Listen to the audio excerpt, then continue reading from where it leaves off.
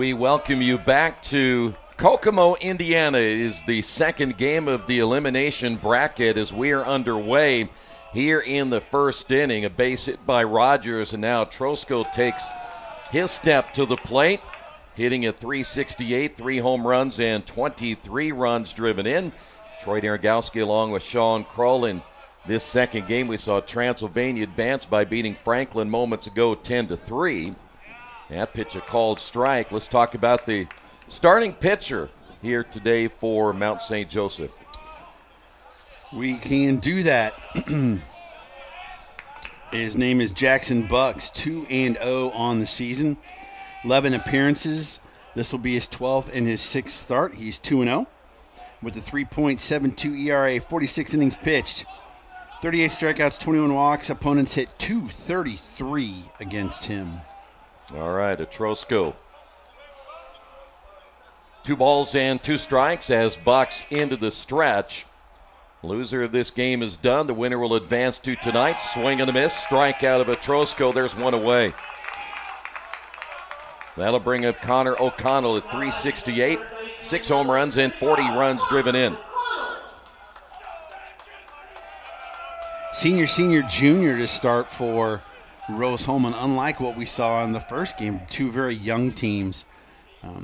Rose-Hulman is a very senior-laden, older team, but again, they've got plans. You look at all these majors, my goodness. Yeah, we had their senior day. 16 seniors honored. There's a high fly ball into center field. Mir is there. It's a high sky for our second game, and there's out number 2. And that'll bring up Mason Rasmussen, the designated hitter. .321, 2 home runs and 29 runs driven in. Gutzweiler's behind the plate. Clements at first. Buckles at second. Mason at short, and Martin is at third with Harley, Mir, and Sanders in the outfield left to right. Rasmussen, a junior chemical engineer, chemical engineer major from Lake Barrington, Illinois. And that's the crazy thing about this Rose-Hulman rosters. They are from everywhere. Yes, they are. Runner takes off, pitches inside, throw down. Great throw by Gutzweiler, and he easily gets Rogers to end the half inning. Great play again by Gutzweiler, and that's a nice start for Mount St. Joe. Just on the money with the throw, and you could tell just waiting patiently for the throw to get there, tag him out, and he didn't pull the Javi Baez where he pointed at the catcher before it even got there because they knew it threw him out. But yeah, that was a fantastic throw. But this is going to be an interesting game as both teams are throwing young men down on their roster. Again, it's do or die, and you got to have more bullets left, so we'll see what happens. Well, it's going to be, let's go ahead and get our sponsors in here. Want to remind you that today's game is brought to you in part by Hampton Inn and Suites, along with Reynolds Farm Equipment, the Morales Group, Boilermaker Local 374, Piper Logistics, the Heartland Collegiate Athletic Conference, and the IndianaSRN sports page. And Sean, we are familiar with the left-hander throwing now for Rose-Hulman. We are. Brad Nardi, he is a graduate of Covenant Christian High School in Indianapolis. For the season, 2-3. This is his 14th appearance in his 10 start. ERA of 7.33, 2-3 record, 43 innings, 36 strikeouts, 26 walks, and opponents hit .316 off of him. The lefty. Saw him on the weekend we spent in Terre Haute last weekend. It'll be Anton Mir to lead things off here for Mount St. Joseph as they try to advance the number 5 seed. And Nardi's first pitch is a called strike. Mir at .363, no home runs and 28 runs driven in. He does have 32 stolen bases on the season. Yeah, a lot of these leadoff guys getting on and moving over without the help of a sacrifice or a ground ball, just stealing bags. Yeah. Bags. That's when you cross bags and bases together. You get bags. Bags. Bags or short for bagels? I don't know. I'd say just do that one word. It saves you a little time. Yeah, it does. 1 ball and 1 strike. Nardi set to throw and a breaking ball fooling Mir. Now he's down at 1-2. I'm interested to watch Nardi, having broadcast him in high school. He could always bring the heat back then. Just struggled with his control, so it's interesting to see so far how he's been around the plate. That'll be chopped foul. Beautiful sunshine today, though still a little bit cool here in Kokomo. Tomorrow will be a big day. We'll get things started at 1 o'clock. And then the championship game at 4:30. The 1-2 pitch on the way, low and inside. Hickson behind the plate. Cernak is at first. At second base, Oliger, Rogers at short, O'Connell at third. And then Summers, Brown, and Atrosco in the outfield left to right. 2-2 pitch outside. Behind the plate, Jeremy Hosier is the umpire. First base, Earthen Watkins. Second base, Nick Staub. And third base, Chris Workman. And I remember Blake mentioned this yesterday. It's great to have 4 guys out there in the blue for these tournament games. It will be chopped foul to the right side. We'll stay at 3 balls, 2 strikes. No outs here in the bottom of the first. Mount St. Joe is the home team.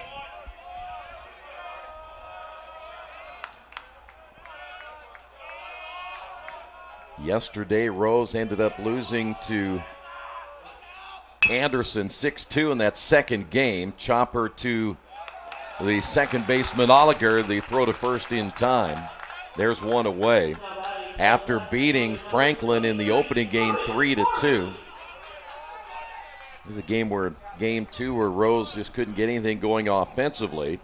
As now Jordan Harley steps up at .375, a home run and 27 runs driven in. So third game in 24 hours? Yep. Yeah, that'll do it. That will definitely be it. That pitch low.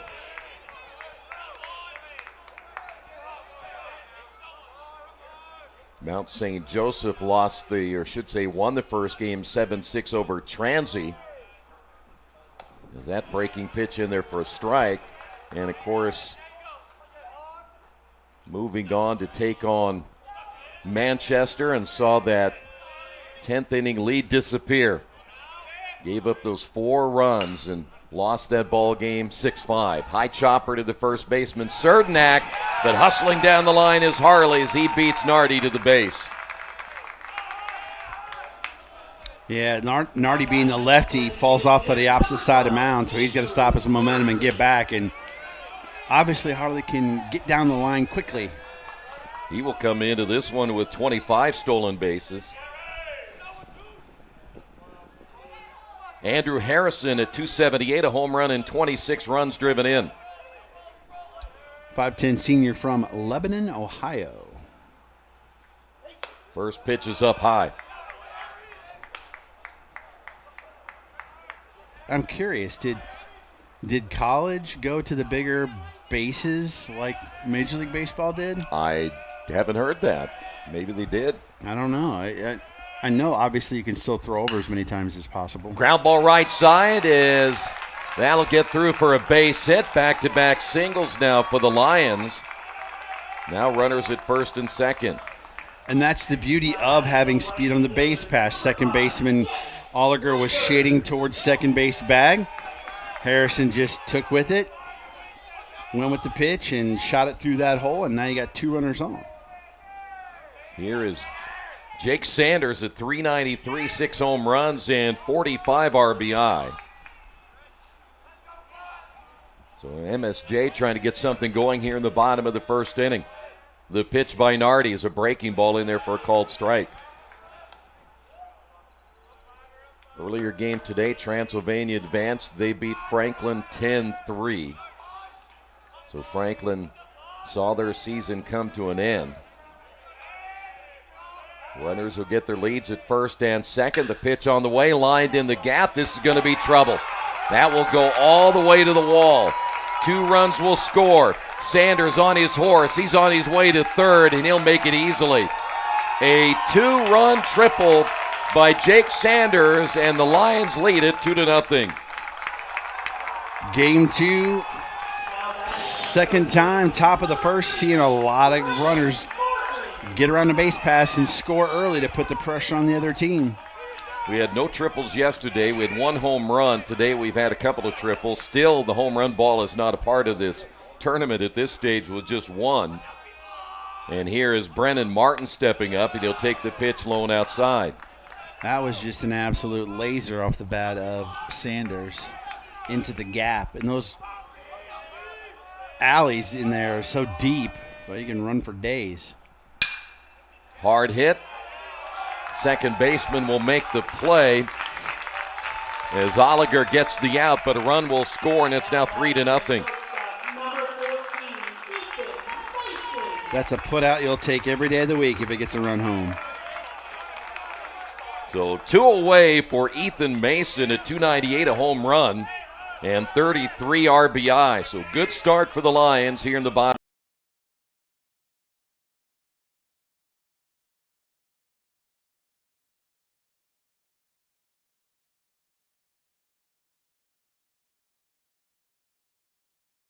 On in here. Gonna make it miserable. Or the window open next doors. That doesn't help, does it? No. No balls and 2 strikes. I could have sworn when I was listening to the forecast, they said sunshine, it'll be 70 today. They lied again. The 0-2 pitch is low.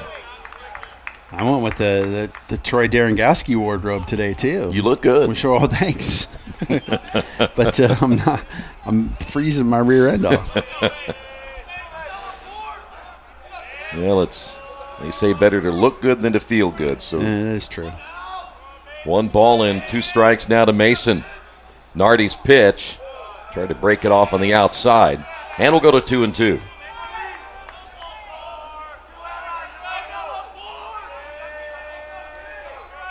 They always say the second day of the tournament can be yesterday was a long day, but the second day for some reason seems to get a little bit longer. The games last longer. The last one went 2 hours and 48 minutes.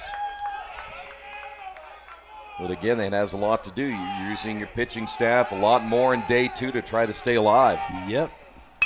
Ground ball to Rogers at short. He will scoop and throw. Damage already done as Mount St. Joseph gets 3 runs. We head to the second.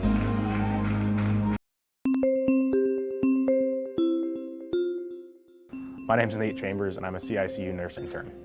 Every day does look different. A lot of it's just assessments and medication administration. A lot of learning about all the defects we deal with here on the CICU. You never know what you're walking into, and it's part of the reason why I love my job. So I did my undergrad at the Mount. I graduated in 2019 with my biology degree. Made a very late game switch to nursing and got my master's in nursing, graduating in 2024. It was very challenging. We covered different aspects of all different kinds of sciences. We did professionalism, and so it prepared me for all things that we covered in my job. Then it also taught me how to interact with my coworkers, be professional in the workplace, and care for families and these sick kids. Dr. McPherson had the biggest impact on me. She was my PEDS instructor and then director of the program. When you think of a director of the program, you think of a very higher up that isn't going to interact with you much, but having her as a PEDS instructor, it almost was like she was one of us, and she understood how to keep us engaged, how to get the most out of our learning.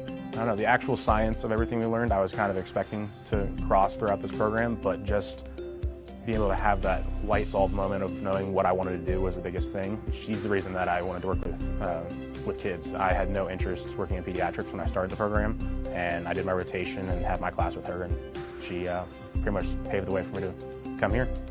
Be humble.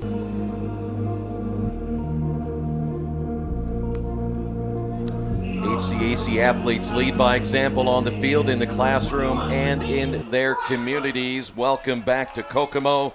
Rasmussen, Brown, and Serdnak all due up now for the Fighting Engineers, and now we'll play a little up the hill climb here because they're down by 3. 1-0 now to Rasmussen. And Buck set to throw on the pitch low and outside. Jackson Bucks, 2-0 on the year, 3.72 ERA. This is 6th start. I'm not sure if we covered his numbers or not, but I'm covering them again. Thank you. just to be sure. Here's the 2-0 pitch. And now he falls behind 3-0. He's a sophomore from Hebron, Kentucky. Is Bucks. Now the 3-0 pitch. There's a called strike. And for those of you not completely familiar with the game of baseball, yes, Rasmussen is hitting again. He was at the dish when the runner got thrown out at second, so he still gets his at-bat. He lofts this one into right field. That's going to be extra bases. It got by Sanders. Didn't take a great angle on that ball. And it'll be a stand-up double for Rasmussen here in the second. He got to it quick, though. Held him to double. He did. Here's Colton Brown, 250 on the year, 3 home runs and 22 runs driven in. We're talking about in game one, just a light breeze going on right now, so everything very calm this afternoon. We had some winds yesterday. That is pretty much out of the picture. No clouds whatsoever. That's been an issue sometimes in those high fly balls is the high sky. Pitches outside for a ball. Colton Brown, a 6'2 senior from Bedford, Indiana, went to Bedford North Lawrence. Bucks will check the runner at second. And the pitch on the way, hit down the line, but drifting foul. You know what one of the good things about today is I got a really nice close parking spot. I don't have to park way over there. Just got to worry about those foul balls that go straight back. I do.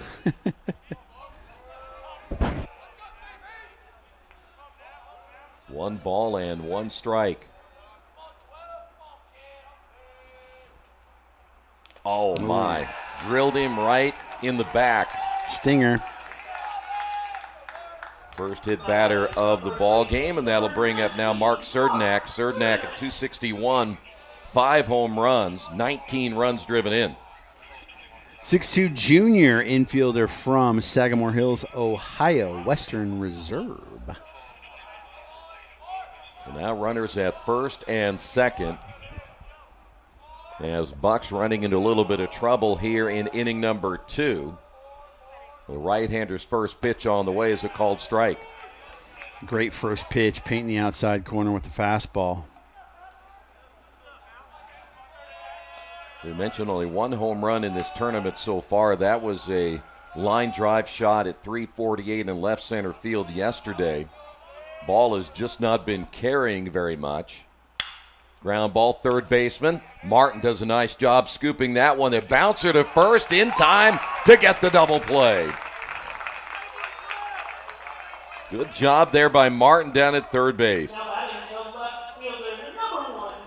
That was the John Lester throw to first base except from third base. So he's just trying to get rid of it, but luckily the turf, nice little skip and a hop over to Clements at first. Jackson Summers will step up, 259, 4 home runs, 15 RBI. Well, you know, the one thing about Martin's play right there is that if you've played on turf enough, you kind of know that you can get that ball over there pretty quick on a skip. Yep. And as always, the double play is a pitcher's best friend. Yes. So now Bucks a chance to get out of the inning here. Pitches outside. Well, and a powerful offense, potent offense is pretty good too. It does help. But You like to have both if you can. yeah. Who wouldn't, right?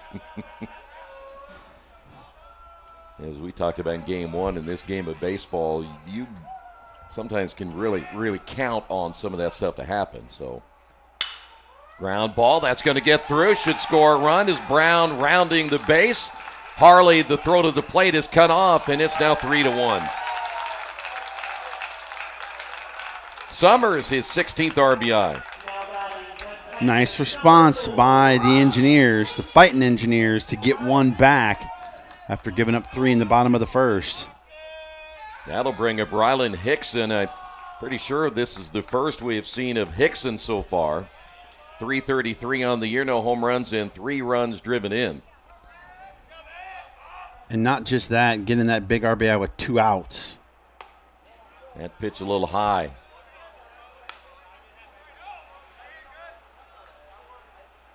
So your score 3-1 here in the second inning. Game 2 of 4 today here on IndianaSRN. The 1-0 pitch in there for a strike. Rylan Hickson is a senior from Fort Collins, Colorado. Wow, a long way from home. Yeah, if you haven't tuned into the Heartland Conference, Rose-Hulman is one of the top engineering schools in the states.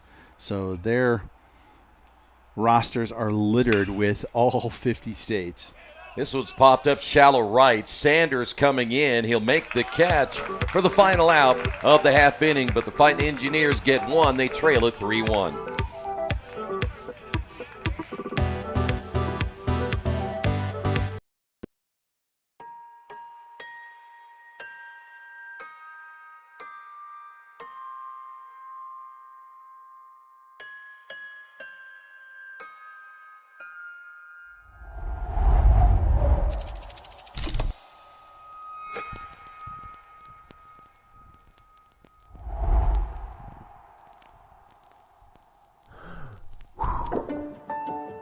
My first role model was definitely my dad, because he was an engineering major. My mother's in this field, so it kind of got me interested in it. The fun is actually learning it, getting through all these experiences, having people around you that you can celebrate things with. That makes it very different.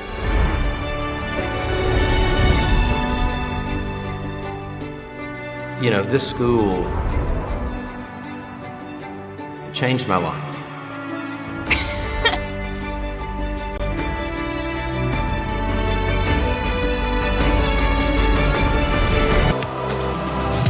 Back here in Kokomo, driven by passion and powered by purpose, HCAC athletes set the standard.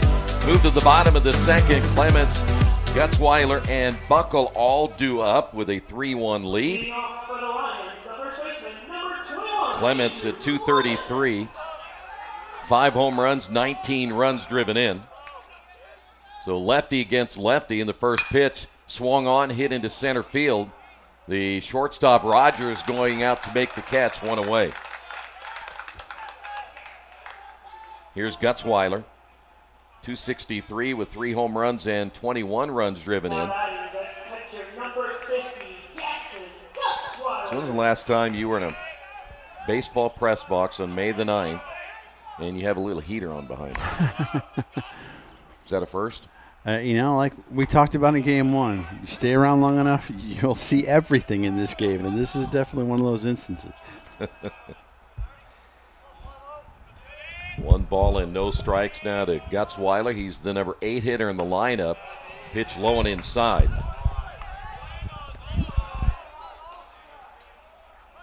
Third game of the day will be in the winner's bracket. The two teams, Manchester and Anderson, both had to rally to win their games. There's a huge cut. But so far unbeaten. One of them will have to drop down to the loser's bracket, and that'll be tomorrow at 1 o'clock. Here's the 2-1 pitch, lined into center field, base hit, just over the head of the second base umpire. That'll bring up now Austin Buckle at 305, no home runs and 22 runs driven in. Nice job there by the 6'2 junior from Cincinnati Elder, taking it right back through the box. And now they'll get a chance to flip the lineup over, sans a double play, and maybe get some things rolling again. Got 3 runs in the first and lead at 3-1 as Nardi with the next pitch, missing low and outside. Do you think it's awkward or interesting how you've got all these kids on Mount St. Joseph that are from the Cincinnati area that probably played against each other all through high school, and now they're playing together at Mount St. Joseph? That's got to be an interesting dynamic. It is different. This one right back to Nardi. He'll make the play at second. The relay is in time. Nardi got it going, and they finish it off with Rogers to Cernak, and that'll do it for Mount St. Joe. They lead it 3-1.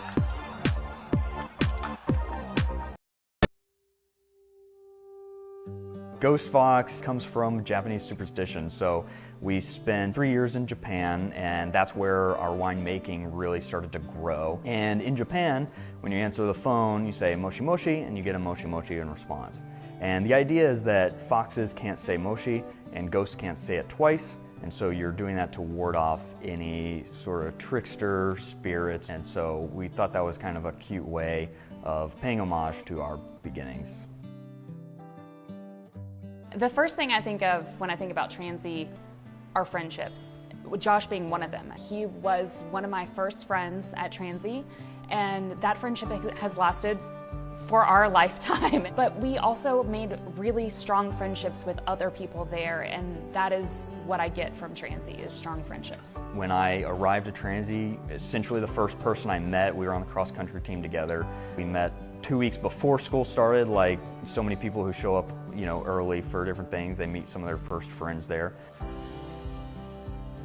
I got introduced to wine very early with my May term trip, and then was able to get a job at Gene Ferris working as a wine chemist through my chemistry degree. And then I also worked on some wine research with Dr. Seebach my senior year. I think this is really all of his fault, and I'll tell him that. I went on his May term trip, and it was just so eye-opening.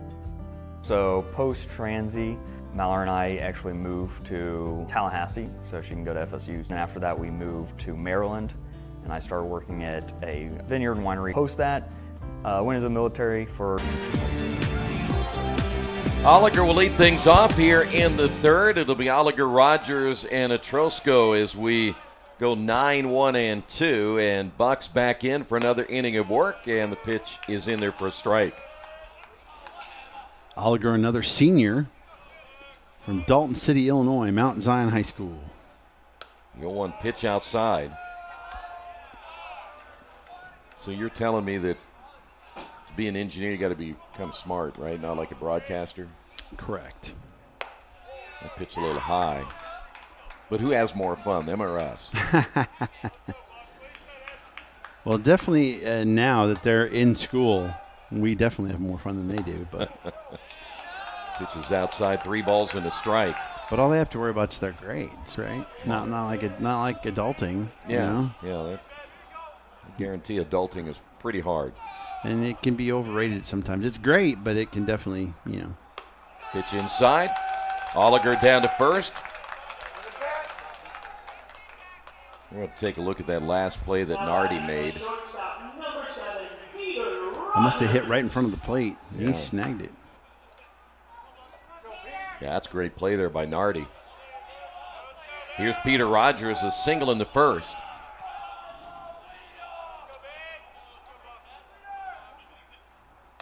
Swing and a miss. That's one of those, I'm going to swing. Oh, I can't stop myself. I need and you're more embarrassed by how it looked than the fact that you swing. Kind of made up his mind before, right? Yeah. Here's the 0-1 pitch.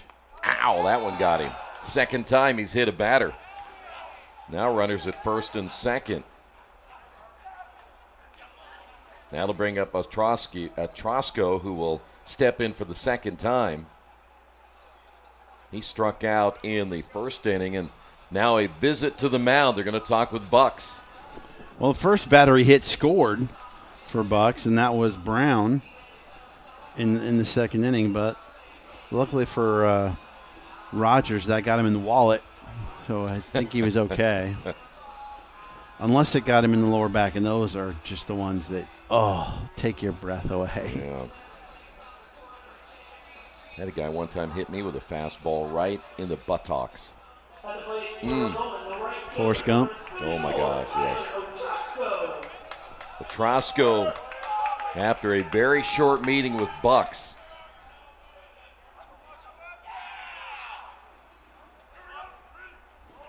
Is he signaling to you? Yeah. He says, I know you're paying that time you got hit.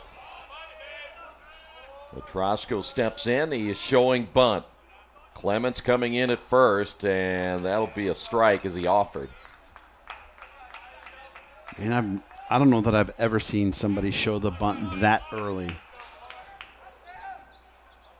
Yeah, I think he did it even when the coach was still out there. I think he did. No balls and a strike. Trying to really level that bat off. He gets it down. Bucks off the mound. The throw, and he didn't get there in time. Petrosco went down the line pretty fast, didn't he? He got out of the box quick. Here's Connor O'Connell. Bases now loaded.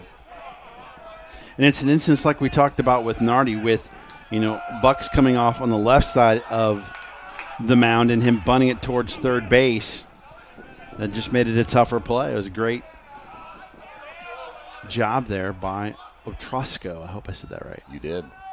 Now the left-handed hitter O'Connell steps in, bases loaded, no outs. Pitches high and inside. Lions have nobody throwing yet in their bullpen. See if they can get Bucks to work himself through this jam here in the top of the third inning. He definitely needs a pitcher's best friend. Boy, that one didn't miss by much. No, it did not.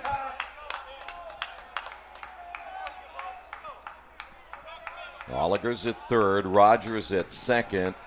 Petrosco is at first base.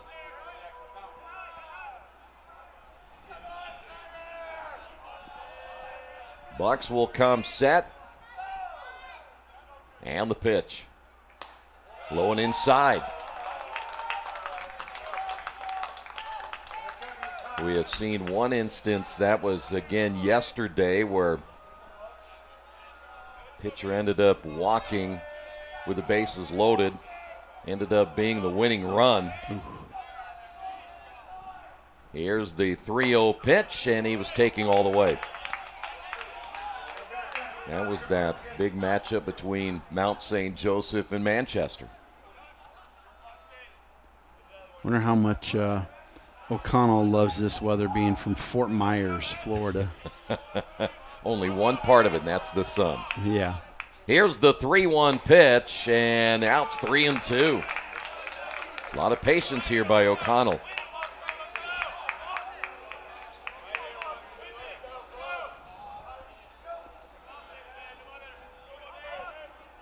Big opportunity here for Connor. Let's see if he can deliver.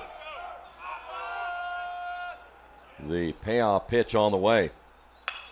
That pitch came inside and really rode in on his hands. It did, but he definitely was in swing mode if it was close. Luckily, he was able to pull his hands in and yank it foul on the first base line to stay alive. I mean, you widen your stance a little bit, and you're in fight off any pitch mode just to stay alive. O'Connell looking for the fifth hit of the ball game, and he'll lift this one high and foul.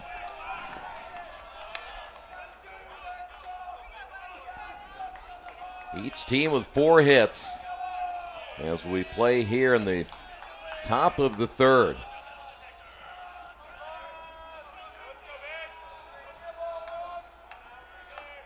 Long look this time by Bucks. Once again, the 3-2 down the line. Let's see if this will stay fair, and it will be foul. Ooh. That looked good off the bat, but it just kept drifting. Again, the wind's just been kind of sporadic today, but it is blowing that way towards left field. Just enough to carry it. I thought that was going to be trouble on the line because Summers is way off the line. Well, O'Connell back in, getting a good look at Bucks in this at bat. The 3-2 pitch once again is lined toward the second baseman. Got one there, and they get the double play at second base as Rogers was caught too far off the base. Wow. Well, they always say you got to freeze on that line drive, but Rogers thought maybe that ball was going to get through. Here's Mason Rasmussen. Well, now just like that, 2 away. Was that a Trosco or Rogers? I thought it was. I think it was Rogers. Yeah, it was Rogers down at second. That's fouled away by Rasmussen. Keith flinched. I saw it. But Birchmeyer had him covered, so. Yeah, he did. Rasmussen doubled in the second. They could use a base hit right here. The pitch on the way, and that's the third hit batter today by Bucks. Bases loaded again. Wow. Well, that's the most hit batters we've seen in a single game in this tournament. Here's Colton Brown. He was hit by a pitch and a run scored in the second inning. I wonder what the record for most hit batters in a game by one pitcher is. You might have just seen it right there. Next pitch on the way is in there for a strike. That was nice. You know, I don't know what pitch he is throwing that he's trying to get that inside part of the plate, but whatever it is, it's not working. Here's the 0-1. Lined into right field, base hit. 2 runs will score, and the throw back to the infield not in time, and we're tied at 3 apiece. Good job by Colton Brown to deliver here for Rose-Hulman. And that'll bring up Mark Cernak. He's 0 for 1.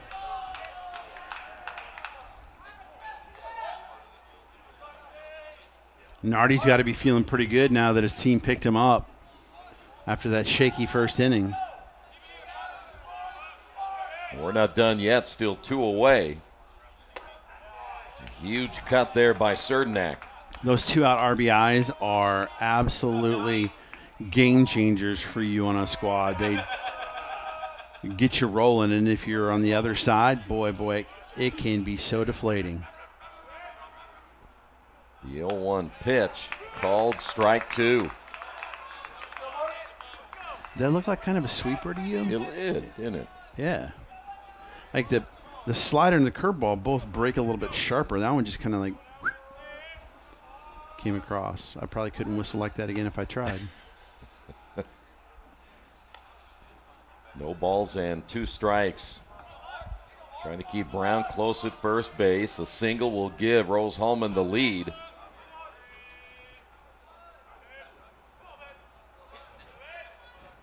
Here's the pitch. Runner takes off. It is high. The throw down. They cut it off, and tell you what, that would have been interesting if they let that go through, and Mason undoubtedly would have beaten the base runner Brown to the base. That would have been the 3rd out.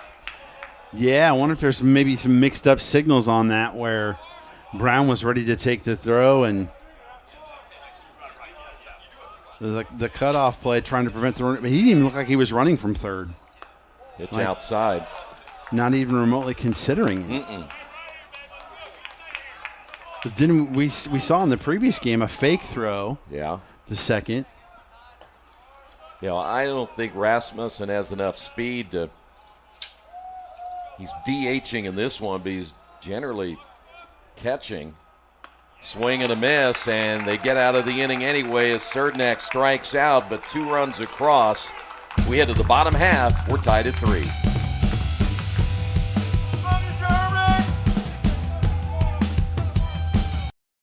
Hey, my name is Ian Oshel.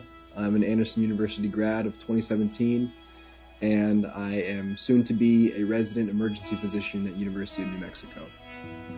When I first started at AU in 2013, one of my first classes was an English class which focused on an ethnography project, which essentially means a study of a people group. I remember seeing a poster session for the Christian Center, which involves students going to the local homeless shelter and getting to engage with the homeless population of Anderson, Indiana. Instead of simply being an outreach where you serve meals to the homeless community, we had the opportunity to cross the threshold and get to eat meals with the community and get to learn about their stories and build relationships.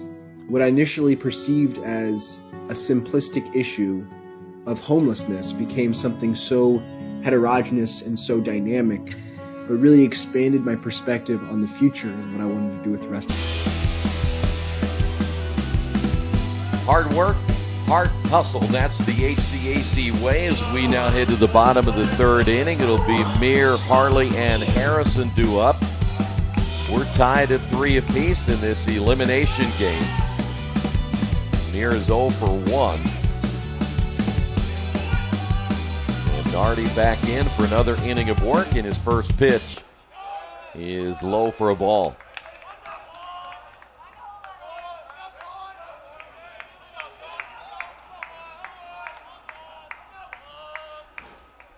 The 1-0 pitch, called strike.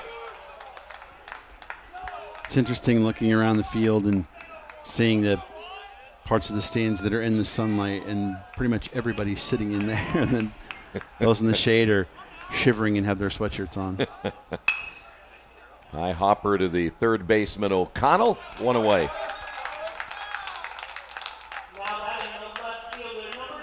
Here is Jordan Harley. I think you and I'd love to be sitting out in the sunshine, though. Yes. Harley singled and scored one of those 3 runs in the first inning. Could do the old Harry Carey broadcast from the bleachers. Yeah, I'll do that.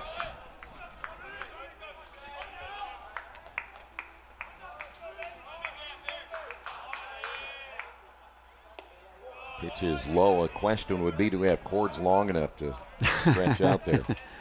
That's definitely a Jerry question. But I think I know the answer. Yeah. This one up the middle. Oliger backhanding, then he trips and throws it to first. It went wide, and it does go into the bullpen area, so that will put Harley down to second base. I would think they would give Harley a base hit and then the throwing error. Here's Harrison. That's one of those instances where once you start to lose your balance, you just got to put that in your pocket. Because now you got a runner in scoring position with 1 out, and as opposed to just a runner at first. Harrison singled and scored in the first. They do give Rogers the error, and the breaking pitch is outside.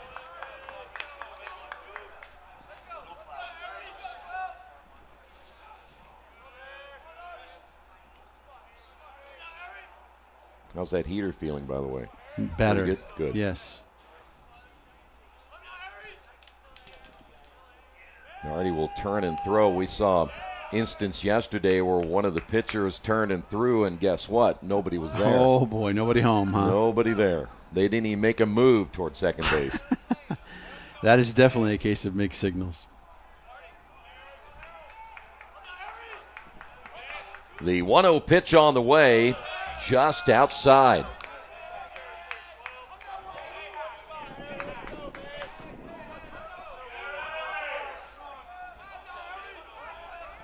Jordan Harley down at second base, representing the go-ahead run here in the bottom of the third. He takes off the pitch outside. Throw down to third base, and he's safe.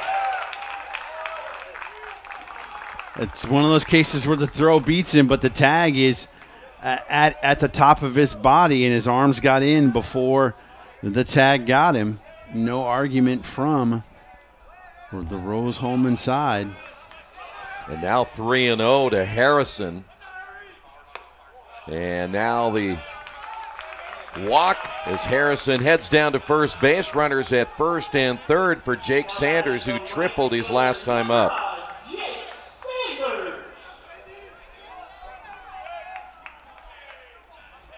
Well, we'll find out here if Nardi can pitch himself out of some trouble now here in this third inning. Had a relatively easy second inning. Of course, that helped with that nice play he made in the double play that got him out of it. Pitch low and inside. Oh, he'd love to have another ground ball right back at him. Yeah. Let me ask you this. If I'm Mount St. Joseph with Hickson getting his first action, may try to test his arm out a little bit. Yes, with the runner on third, too. You know, we saw it with, MSJ in the field last time. Fly ball, right center field is the center fielder Brown will come over, make the catch. Runner at third will tag as Harley will score. And the sacrifice fly by Sanders makes it a 4-3 ball game. It's 3 RBIs on the day for Sanders. Here is Martin. Martin 0 for 1.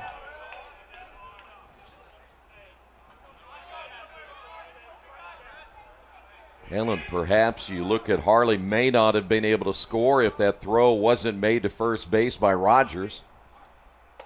There's a strike.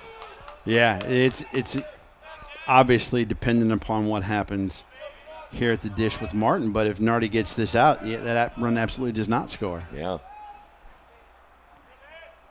Nardi comes set. Here's the pitch on the way, and boy, he missed badly. And there's a snap throw to first, not in time. But Hickson did a great job just getting to that pitch. Wow, that was a pick.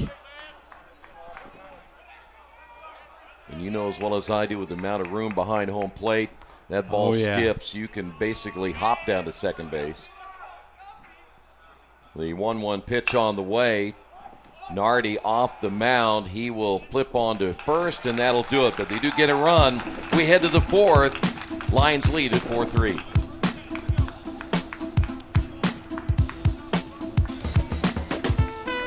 This is the hotel breakfast. It looked different online. Do you children like eggs? Here, they make your bones grow. It'll be fine. It's gonna be fine. All right, guys. Look alive. Is it fine, Daryl? I'm starving. When free hot breakfast can make or break your day, it matters where you stay. Go get 'em. Hampton by Hilton. Hilton for the stay. Your poached egg on avocado toast. Ew. Your flash fried porgy over chips. Ew. Your fresh main lobster with microgreens. When the only thing your 8-year-old will eat is waffles. She's fine. She's fine. Your waffles, milady. It matters where you stay. Yum. Enjoy. Thank you. Hampton by Hilton. Hilton for the stay. Hey, by the way, if you're in the Kokomo area anytime soon, make sure you check out the Hampton Inn and Suites. Fantastic place to stay, and we're certainly grateful to have them because we can enjoy the free breakfast, the free Wi-Fi in every stay at the Hampton Inn and Suites. Book a room today, 765-205-3194. Stop by and see Victoria. She'll take care of you. She's the best. She is the best. Bunted. Summers bunts it foul. You know, last night we didn't get back. I think we got somewhere around 10:45, 11-ish. Just be able to jump in the shower and relax on that king-size bed.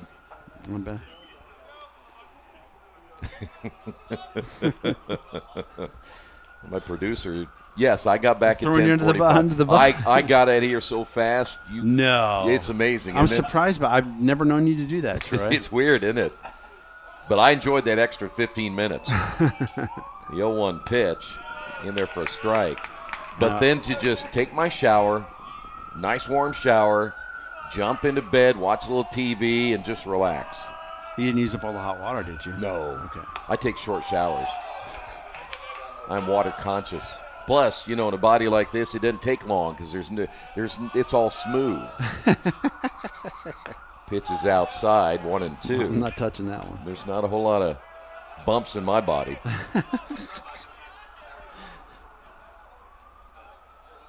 Here is the 1-2 pitch. 2-2. But again, we thank people at Hampton Inn and Suites. And folks at home, pull out the dictionary and look up the word restraint, and you will see what I am dealing with right now. 2-2 pitch, swung on and missed. Summers strikes out. 1 away now for Hickson. Now batting with catcher number 4, Ryland Hickson. Hickson flew out his only time up in the second inning. How about this for a high school name? Fossil Ride. Fossil, like, you know, dinosaurs, fossils. Fossil Ride, though. Ride, R-I-D-E. I wonder what their mascot was. You know, I bet you can look that up. I bet I can. Isn't that amazing what you can do these days? You can look anything up. I'm telling you. Here's the 0-1, hit foul. My wife hates it when I say that. When she asks me a question, my answer is, Well, if only we had a little handheld device where you could look things like that up on, and then she'll just give me that death stare. The 0-2 pitch. 1-2.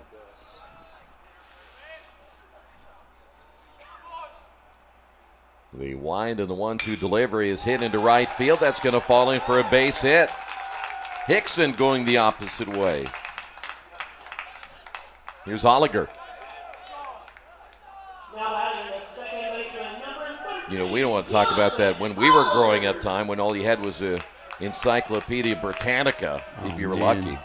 Or your mom said, look it up at the library tomorrow. Yeah, writing a paper back in the day. Whew. That was rough. Holliger walked and scored in the third. Good fastball. Actually, I must have misspelled that. I think it's Fossil Ridge. That sounds better. Yes. I bet the folks that are watching in Fossil Ridge are saying that's Fossil Ridge, not Fossil Ride. I'm just saying I copy and pasted from. Oh, okay. They are the Sabercats. Of course they are. Yeah. Fossil, Sabercats. Probably found a tooth. Ooh, a little high on the pitch there. Look like they're a little forest green and gray. Oh, here you go. Ridge. Respect, integrity, determination, gratitude, and excellence. I love it. Gotta love a good acronym, right? No kidding. Fly ball right field. Sanders going back on it, still on his horse, reaching up and making the catch. For out number 2, as Hickson will have to go back to first. And boy, Sanders got a ride out of that one. That's a pretty good at bat there by Holliger. Yeah, that ball's probably had the most carry of any ball we've seen in the outfield today. It just didn't stop. And if he doesn't have a length on that one, he doesn't catch it. Here's Rogers, leadoff hitter.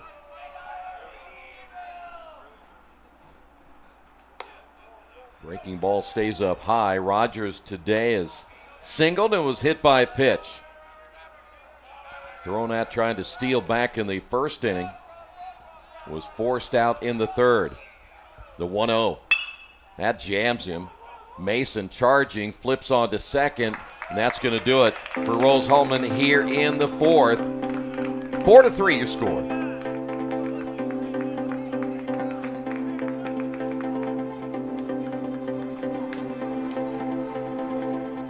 A lawyer, I was a business major, and when I was in Berea, the idea of having to take colonial studies and art history and all these other things that had no direct bearing on my anticipated career path seemed like a waste of time to me. 15 years or so into my career, I realized that the general studies courses may have been the most valuable courses I took in college. Now, as a lawyer, and if I'd known I wanted to be a lawyer, I might have chosen differently my majors in Berea and be more political science, philosophy, to gaze more deeply in the realms of the mind than the very practical, very useful, very grandfather-approved business degree that I ended up getting. Before I got to law school, I was an idiot who coasted through on my natural abilities. I got to Berea, and Berea kicked my teeth in. Berea was more difficult than law school, and so while Berea may not have been directly responsible for me going to law school, Berea was responsible for me feeling infinitely confident in law school. One of my favorite quotes is, there are only really two types of people in the world. One, those who are able Leading things off will be Ethan Mason, and he lines this one into right field. It's going to be a double as Mason on his horse to second. And a leadoff double here in the bottom of the fourth inning. Otrosco did a great job getting over to that ball to try and cut it off, but as soon as that ball hit the turf, it took a right turn and kept going towards the corner, which allowed Mason to scoot in nicely to second. Here is Clements. He is 0 for 1.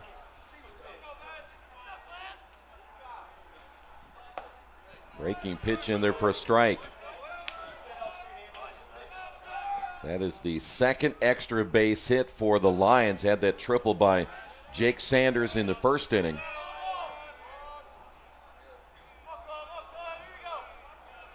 Six hits on the board now for the Lions. And another pitch almost in the same location. 0-2. Boy, the safety was on there for Clements. You could tell he wanted to, but just couldn't quite pull the trigger on that pitch. And now down, no balls, 2 strikes. Mason with the lead down at second base. The pitch. Takes it right back where it came from. That'll be a single to center. Mason rounding third. They're going to hold him. The throw came back in quickly by Brown. But now runners at first and third. And here's Gutzweiler. Love how the coach came way down the third base line because Clements hit that ball so hard that Mason, it would have been a close play at the plate. So the coach was like, nope, you just stop right there. We're going to keep this rolling with no outs and not create an out at home plate. Just glad that coach is not coaching at third. Is Coach Myers who would have sent him no matter what. Ball could have been in the catcher's glove, and he still would have sent him. Pitch on the way. A good cut there by Gutzweiler. Some are just, more aggressive than others. That's why he's no longer coaching baseball either. Or basketball. Gutzweiler singled in the second. There's a good look at the right-handed hitter. The 0-1 pitch. And 0-2. Well, I'll never forget how many times I've been with Coach and there's been a runner at second base and he's trying to squeeze him home. I just never quite understood that philosophy. Here's the 0-2. And got him. That's a big strikeout of Gutzweiler. That'll bring up now Austin Buckle, the number 9 hitter. Nice off-speed pitch there from Nardi. Had him fooled out in front.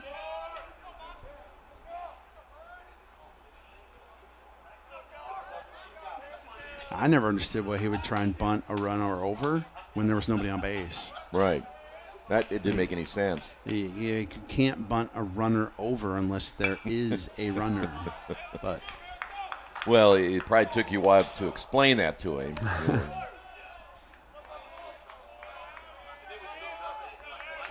It works better in basketball. It's the whole if it feels like leather, shoot it kind of mentality, right? Like the Celtics are doing, except they can't seem to make any. Oh, wait, sorry. There's a big difference between shooting and making. Yes, there is. Here's the 0-1, lifted toward the third baseman. That's going to be a fair ball. Throws to second and throws it away. The big error on the third baseman, O'Connell, as the run will score. And still just one away here in the fourth inning. That hurts. Your momentum is carrying you one way and you got to stop and then try and throw back towards second base. He probably would have been better off just going to first base. So now runners at first and third, still just one away. We go to the top of the order now, and Anton Meir. He's 0 for 2. 2 errors on the board now for the Fighting Engineers. This one hit into right, or should say to center field. He'll make the catch. Tagging at third will be Clements, and it's now 5-3. Actually 6-3 with those 2 runs scored. 7 hits now by Mount St. Joseph.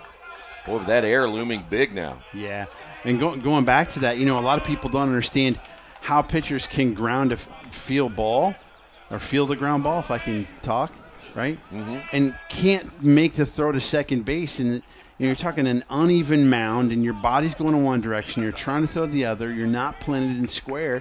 Things like that happen. And I think that's what happened with the case with O'Connell there, with his momentum and where he was going and trying to throw across his body. Just kind of airmailed it. Harley has a couple of hits in this game, and now delayed steal. The throw down, not even close, as they'll get Buckle. As I'm not sure what he was doing right there, but the damage already done. 2 runs across, 6-3 as we head to the 5th.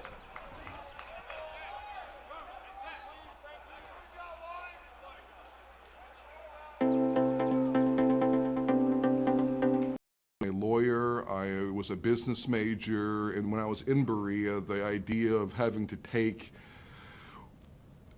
colonial studies and art history and all these other things that had no direct bearing on my anticipated career path seemed like a waste of time to me. 15 years or so into my career, I realized that the general studies courses may have been the most valuable courses I took in college. Now, as a lawyer, and if I'd known I wanted to be a lawyer, I might have chosen differently my majors in Berea and be more political science, philosophy,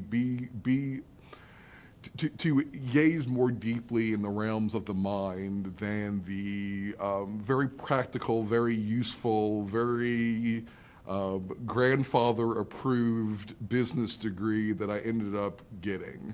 Before I got to law school, I was an idiot who coasted through on my natural abilities.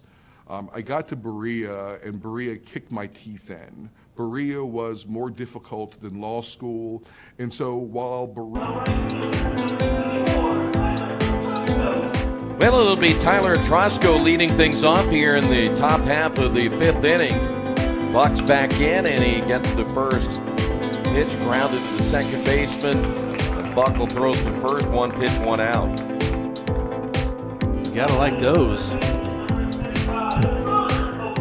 Here's O'Connell hoping to redeem himself after that throwing error in the last half inning. He's 0 for 2. Rose is the number 3 seed. Mount St. Joseph is the number 5 seed, and this one hit foul.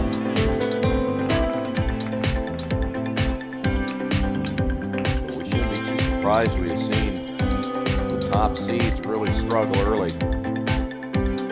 Tournament, both Manchester and Anderson feeling, I would imagine, a little lucky to be where they are as that pitch is outside.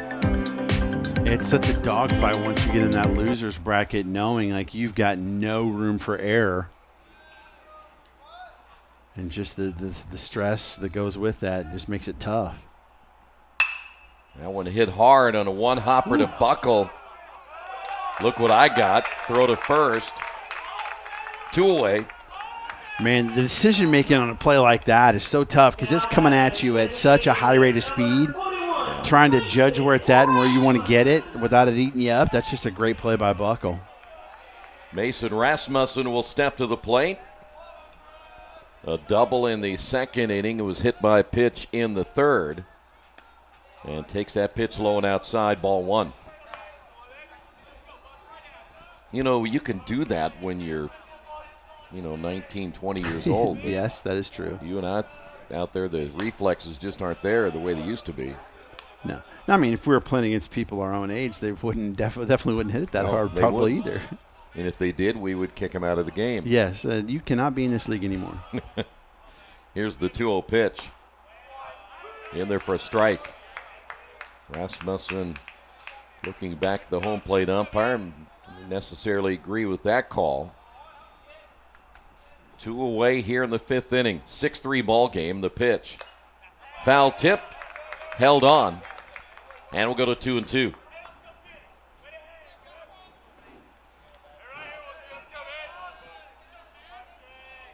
Now the break-even pitch. Woo. Everybody in a white uniform thought that was a strike.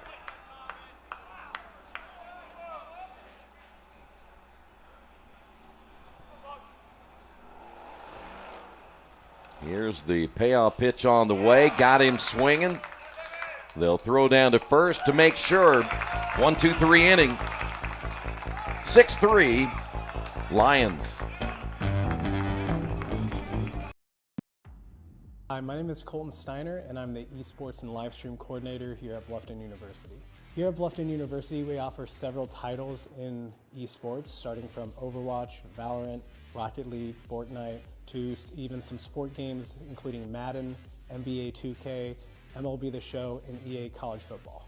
What makes esports here at Bluffton great is, number one, the community. So we're a smaller school in a small town, and honestly, that just feels it creates such a tight-knit environment with gaming. So our esports center is a very spacious room, and we have 10 PCs in there that are equipped with 3070 GPUs, so those are gonna last for a very long time for the games that we play. And this place is just a great spot for people on our team to just come in, spend some time. We have a giant TV in here that we can put hook a laptop in and watch a sport game or watch a stream of another team that we're gonna play. Back once again here in Kokomo. HCAC athletes don't just play the game, they elevate it. We move to the bottom half of the fifth. Harley, Harrison, and Sanders all due up. 3-run lead right now for the Lions. Trying to move on to the next game tonight at 7:45.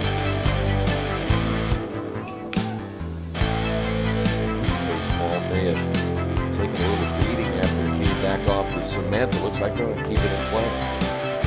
I'm curious, are you surprised Nardi's still in the game?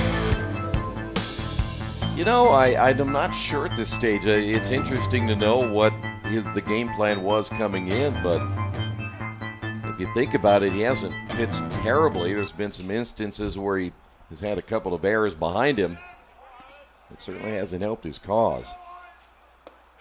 Pitch is low.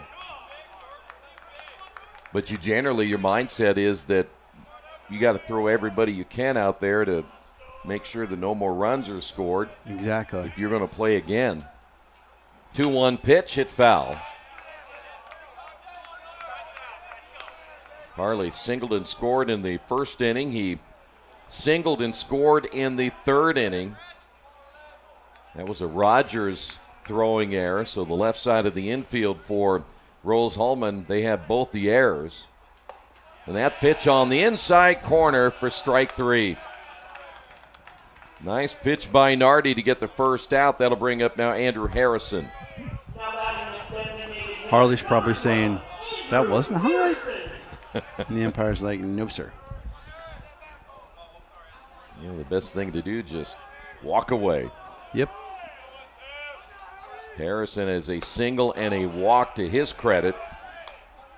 And the first pitch out of the strike zone, 1-0. I mean, that's huge because Harley's been on base twice and scored twice.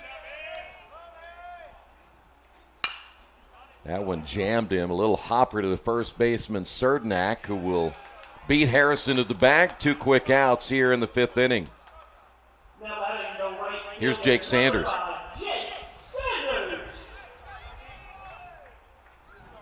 Sanders had that triple back in the first inning. It was part of a 3-run first. Nardi, by the way, has only thrown 61 pitches to this point. Wow. You'd think it'd be more, wouldn't you? Yes. Nothing like the 170 we saw last night by Southern. I mean, you're talking about 7 hits, 6 runs, 4 2/3 innings. You would think he'd have way more than that. 1 ball and no strikes. Pitch is outside. But again, that can be a factor of, you know, MSJ being aggressive and not taking a ton of pitches. The 2-0 pitch. It must have been a little bit low, 3-0. And that's where scouting reports are huge. Yeah. And these assistant coaches coming up with a game plan depending on who they're facing. There's a strike.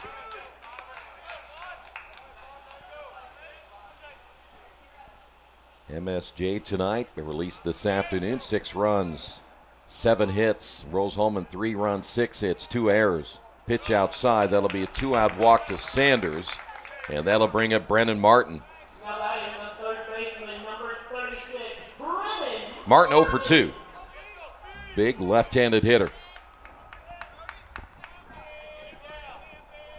Lefty.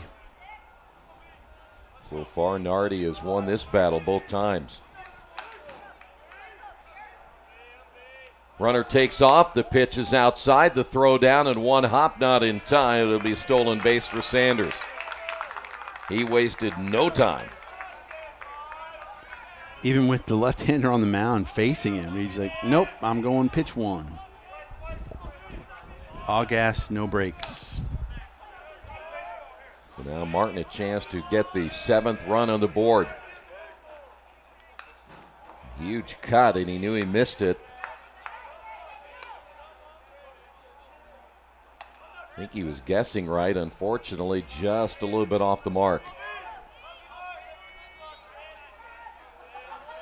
Count is even at 1 ball and 1 strike. Pitch outside.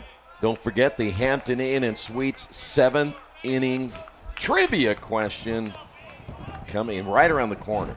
You can feel it, can't you? I thought that maybe it was just lunch.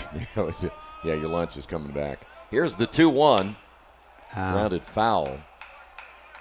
Yeah, you did kind of have that look on your face when I said trivia. That told me that you either ate something really bad or you're not looking forward to that trivia question. Or both. Or both. I have a feeling there's probably more of the trivia question myself. Because I got kind of a foul over I'm anxious to hear what it is. Aren't we all? Here's the 2-2 pitch. Boy, and that went behind him. The wild pitch by Nardi, advancing the runner to third. And as we say, that pitch wasn't even close. Just a bit outside. Rest in peace, Bob Uecker. So 3 balls, 2 strikes, 2 outs. Martin now only 90 feet away as Sanders down at third base. Chance to get another run on the board. The pitch. It's up high for ball 4. Back-to-back walks after getting the first 2 outs, and here comes Ethan Mason. We have some action, too, in the Rose bullpen, and it looks like we're going to get a change. Yep, new pitcher coming in for the Fighting Engineers. We'll tell you about the new pitcher coming up next on IndianaSRN.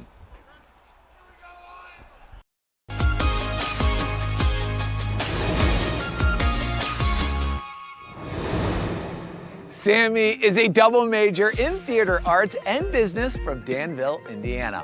First-generation students like Sammy are benefiting from the LIFT program. LIFT students are paired with mentors who help them develop the kind of research and writing skills that are essential to becoming successful. These students also have access to fully funded travel experiences. Give us all the details, Sammy. Take it away.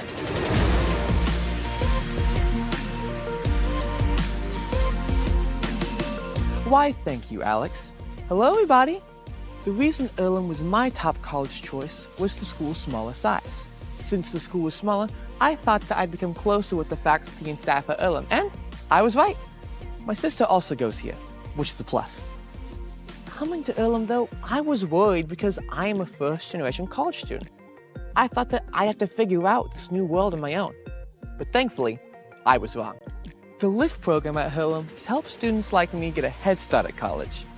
They gave me advice on paper writing, gave me resources to work on school. Well, you see your new pitcher right there. Tyler Orr is in, and he's already been in this tournament. Talk about his numbers. He is 2-0, including that win earlier. 14th appearance, 4.28 ERA, 30 strikeouts, 9 walks. Opponents hit .248. He's a 6'2 junior from Newburgh, Indiana, went to Castle High School. Pitch riding inside on Mason. Let's see if they'll get Martin going here, try to get that runner from third. Here's the 1-0 pitch, and that hits him. That has been a kind of a common theme in this game today, hasn't it? Yes, it has. And now the bases are loaded. Here's Clements. Well, and we said it earlier, we've seen walks, hit batsmen, you name it, errors, anything seems, it's something that has been bad, has always come back to nip you. Let's see if it'll happen here to Rose-Hulman. Pitch outside.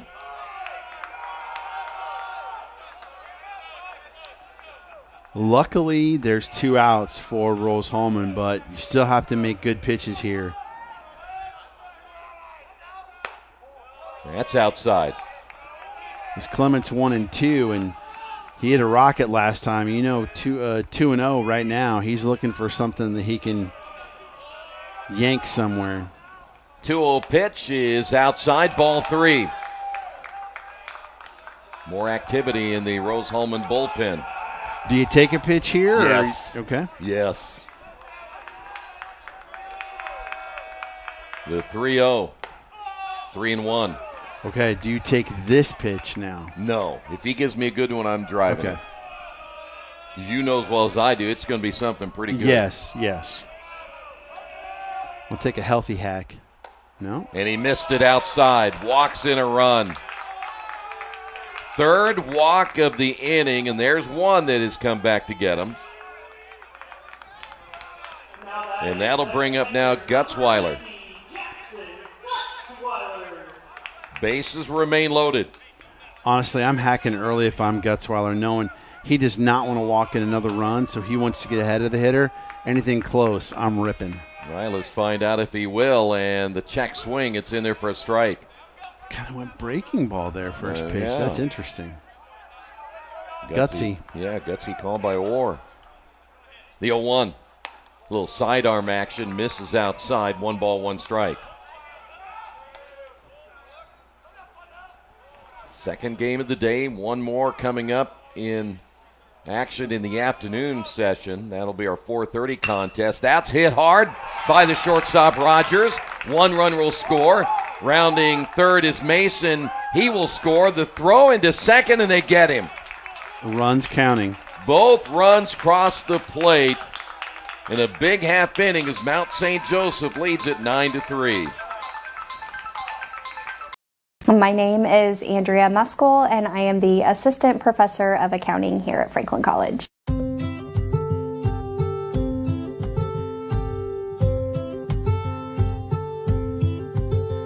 So I teach principles of accounting, intermediate accounting courses, as well as managerial cost accounting. I also have a course that I teach that's called data management and analysis, which has students delve into their Excel skills as well as their data visualization skills using Tableau. I actually decided to come to Franklin College twice. The first time I decided was when I was 19 years old and decided to come here for my education. I was drawn to Franklin College at that time because of the small class sizes, the small environment, and just honestly, just the campus, the feel of the campus. Fast forward a decade and a year later, and I am back as a professor. The most meaningful aspect to me as a professor is witnessing the growth of my students, whether that is them figuring out a complex concept or discovering a passion that they didn't know existed. It's just really impactful to see my teaching inspire students. I hope my teaching empowers students to think critically, to work on solving complex problems and draw out their passions that maybe they didn't know even existed until they stepped into my classroom. I always talk about the light bulb moment whenever debits and Colton Brown will lead things off here in the 6th inning. It'll be Brown, Serdnak, and Summers. Top half of 6-9-3 Mount St. Joseph. He'll show bunt. Well, that one stayed in fair territory, and the catcher, an off throw there, but Clements able to keep his foot on the base to get the out. This is the last out we saw at second base. The runner got way too far off. Well, luckily, though, the second runner scored before that out was made, so it counted. the umpire made sure to point down at the plate and say that the run scored. Serdnak is 0 for 2. Well, that hit him too. That is the 4th of the day by Bucks. That's got to be a record now. We've got enough SIDs here. We should probably be able to find that out. Summers singled in the first inning, and he struck out in the 4th.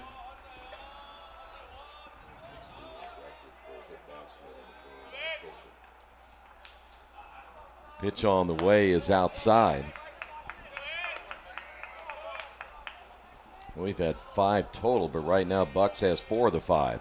Yeah. He likes to throw inside. Unfortunately, he's not had enough control to keep it off the hitter. And he's still winning 9-3. He's still winning 9-3. Again, strange game.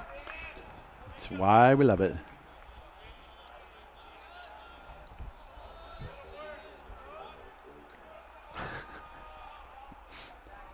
Here's the stretch and the throw to first.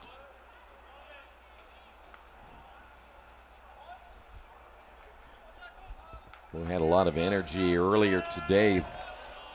Energy isn't quite where it used to be. No. There's a strike. I blame you.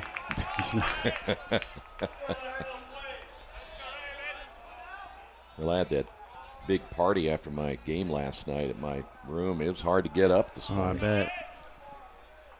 I'm not used to staying up that late. Here's the 1-2. Little chin music. You walking dogs early? Mm-hmm. They'll wear you out if you're not careful. Yeah. 2 balls and 2 strikes, 1 away. The pitch on the way that's not even close. Man, when he misses bad. Yes, he does. He either hits you or throws it at the other batter's box. I was almost behind the other batter's box. But he's still winning 9-3. Correct. Here's the payoff pitch now for Bucks. That's going to be lined into right field, base hit. Serdnak will stop at second. Now runners at first and second with 1 out. What's his pitch count at? That was at 81. Okay. Here's Hickson. He singled in the 4th inning.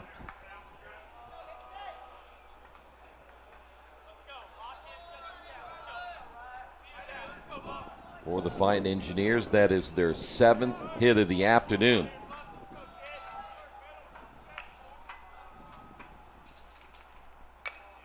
Foul tip, not held on there by Gutzweiler. So no balls and a strike. Hickson came into this game limited action this season, but he is hitting .333. That average going up a little bit with his base hit in the 4th. The 0-1 pitch lined into right field. Another base hit for Hickson. That'll drive in a run as Serdnak will score. Hickson on his way to second, and they had a chance to get him. But he's going to get a double out of that, an RBI double. And now runners at second and third with only 1 out. I cannot believe he cut that ball. You've got to imagine the shortstop's trying to tell him to let him go because I think they had a really good shot at him, at nabbing Hickson at second. So now Oliger steps to the plate as the deficit is now at 5. Buckle cut it off, though. He did. They're wasting time here as you've got someone warming up in the MSJ bullpen. Either that or Gutzweiler. Hey, look out there in center field. Look how nice those trees are. Isn't it a beautiful sight? Because he had his arm around him, you know. Yeah, he's like, just don't let that bother you. Think of the ambiance that we're nice. seeing here. Carson Talby, a 6-foot sophomore from Cincinnati Colerain, is the one warming up in the Mount St. Joseph bullpen. This may be the last one for Bucks. If he can't get out of the inning, that'll be a foul ball. And notice one of the things, too, this inning, all the right-handed hitters are taking Bucks the other way. Yeah. Right down the first base line into that right field corner.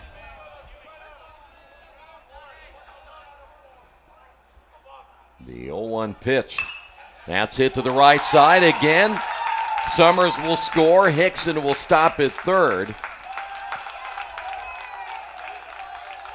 The inning will continue with one out. How much longer will they stay with Bucks, who's getting hit pretty hard? Top of the order, Peter Rogers.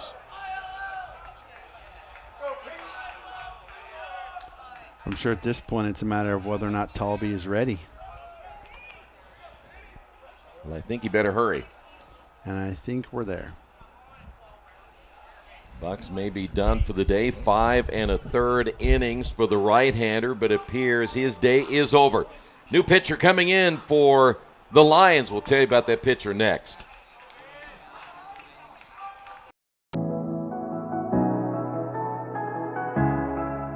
A hybrid program has a dual format that includes both an in-person classroom requirement and a virtual or online.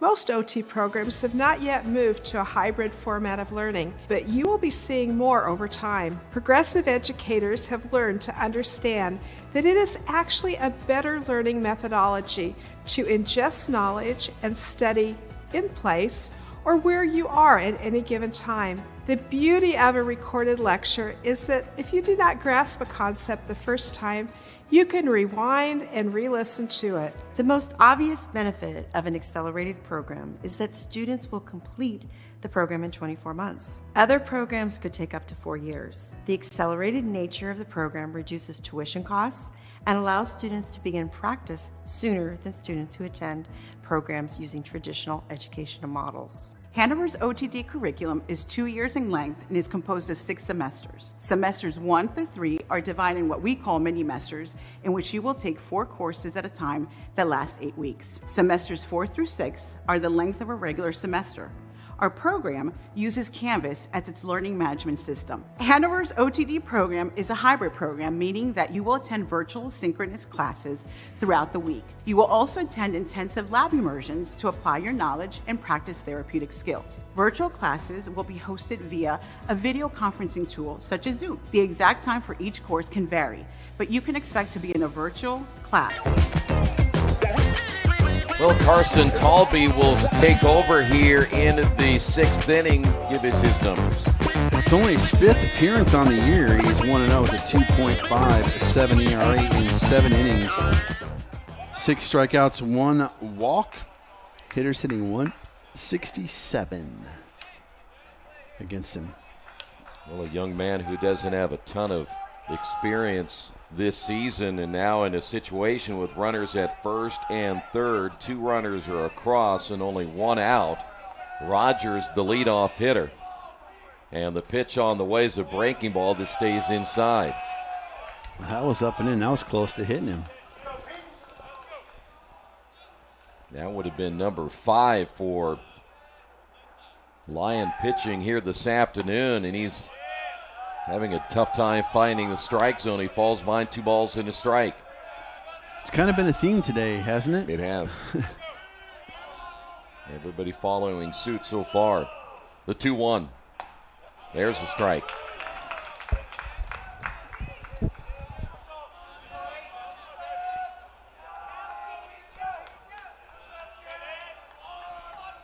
The stretch by Talby and the pitch on the way, and that's ripped foul. That ball hung up there, too. Good thing he hit it, or it would have hit him. There was no break on that ball whatsoever. The 2-2 pitch. Got him looking. Ooh, that's huge. Out number 2 and a huge strikeout for the right-hander Talby. You go down looking with 2 guys on. Ooh, that's rough. Now they'll bring up Tyler Trosco. 1 for 3, a base hit and a run scored back in the 3rd inning. We had the last game where Franklin had many opportunities to get runs on the board. They left a lot of guys in scoring position as the first pitch in there for a strike. And if you're a Fighting Engineers fan, you're hoping that's not going to be the same case here in this one. The 0-1. Outside, 1 ball, 1 strike. It's a good pitch. Put it right there on the outside part of the plate. See if Atrosko is going to take a swing at it, but the fish weren't biting. All right. Now we're still even. Now the 1-1. Chopper foul, third base side. Now you got to feel like, all right, I'm ahead in the count. Let me see if I can get something that starts middle out, breaking ball away, and see if Atrosko tries to offer at it and either get a ground ball to the right side or a strikeout. The 1-2 pitch took something off that one and strikes him out. Nice relief appearance by Talby here in the 6th inning, ending any threat, but 2 runs across. It's now 9-5.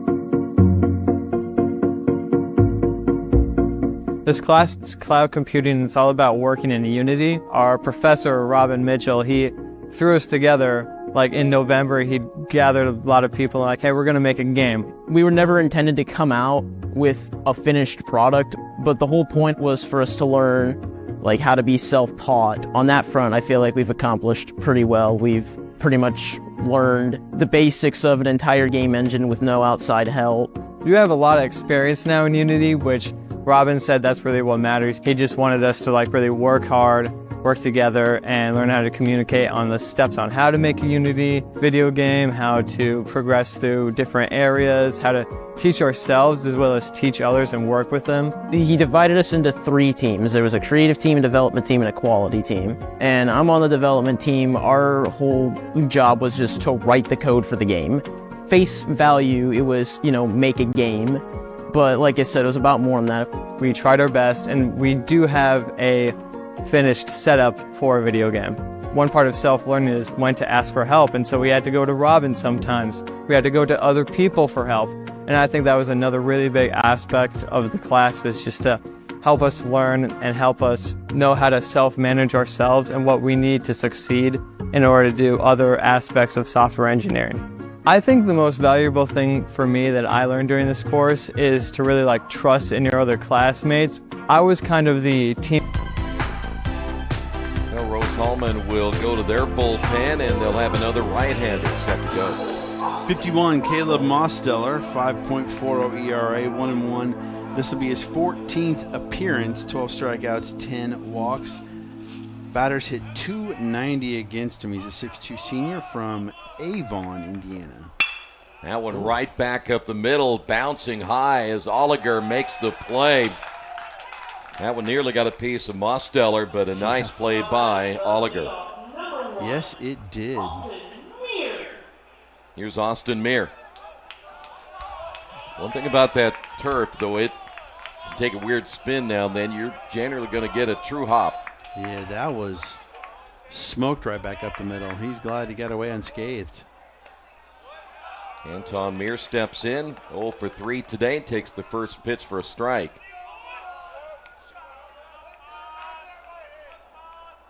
The 0-1, bunt laid it down, but foul. Bottom half of inning number 6. Second game of the day, early Transy again beat Franklin 10-3 to advance to that final game tonight. They still got a long way to go before we get back to that one. The 0-2 pitch hit foul. And I don't see either of the 2 winners. Well, yeah, I can see over here to the right side. Looks like Anderson's warming up on the walkway. Yeah, they're playing a little hacky sack or something. Baseball's not in their mind right at the moment. Just getting loose. Yeah, baseball players had to learn to do that. It's a lot of downtime.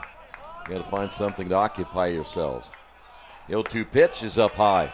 That's one thing I found really interesting. For a while, I was the backup public address for the Indy Fuel, and how many of the hockey players would play soccer / hacky sack back in the back before the game just to kind of get loose. Really? Oh, yeah. There were so many of them that would do it. 2 balls and 2 strikes. Head and swivel, too, for sure, if you were backstage. Swing and a miss by Meir. 2 away. That'll bring up Harley. 2 for 3, a strikeout victim back in the 5th inning. When you go to the ballpark on a, let's say, a Tuesday afternoon and you're there at 3 o'clock and the game's not till 7 because you got to get BP and there's a lot of downtime to sit around and do nothing. Yes. To Hopper to the second baseman, Oliger. 1-2-3 inning. We'll head to the 7th. 9-5. I graduated the Mount in 2013, and I graduated with a Bachelor's of Science in Biology. So currently, I'm the supervisor of our microbiology R&D department. I've been doing that for 5 years now. When I was a co-op from the Mount, I just started working at the bench, and after graduating, I got hired on. I wasn't sure at first what I wanted to do. Typically, you go into biology, a lot of people want to do PT, MD, and I kind of went that route, went the MD route. And after working here and getting my hands dirty at the bench, working in microbiology, I just really loved it and kind of knew that that was the path that I wanted to take. I will start my day checking my emails, making sure I'm kind of up to date on everything, and then I will go through all the projects that I have that I'm leading up, and I will schedule out testing for that week. So it's really nice to kind of have a schedule and plan out what you're going to be working on so that you can be as efficient as possible. I am extremely grateful having the professors that I did because I was working here and going to school, so it kind of helped tie everything together. Just with different classes, Connor O'Connell will lead things off here in the 7th. O'Connell along with Rasmussen and Brown. Need 4 to get going here. Of course, we still have 9 outs to go for Rose-Hulman. Good first pitch that time by Talby. I know what's going to get him back in the game. What? The trivia. Ah, yes. They get fired up for that. Probably sitting in the dugout right now with their phones listening. No transistor radios? Nah, we don't do that anymore. Oh, okay. Young people don't even know what a radio is. Rip foul. You mean XM? No. Serious? The Hampton Inn and Suites 7th inning trivia question. The earlier one wasn't bad. I mean, no. It was okay. I thought it was decent. Stayed I really with did. baseball, which was nice. Low and inside, 2-2, and didn't have all that crossover stuff. And Joe played for the NBA's LA Lakers, and he was with Camp in the Cardinals, and he jumped over to the Patriots, and he's like, so what trivia question is this? Small P for Patriots, that's right. 3 balls, 2 strikes. And then it made me think of another one. Well, now we're going to do some comparison trivia questions. Who's got a better one? The 3-2 pitch on the way, grounded foul. I just happened to notice that the Anderson Ravens have split all the way down to the covering down there in right field. Must needed a different place to play. Yeah. Huh? They 3-2. kicked him out down there. Line drive, base hit into right field. So O'Connell gets his first hit. Here's Rasmussen. Mason doubled in the 2nd inning. It was hit by pitch in the 3rd and then struck out in the 5th.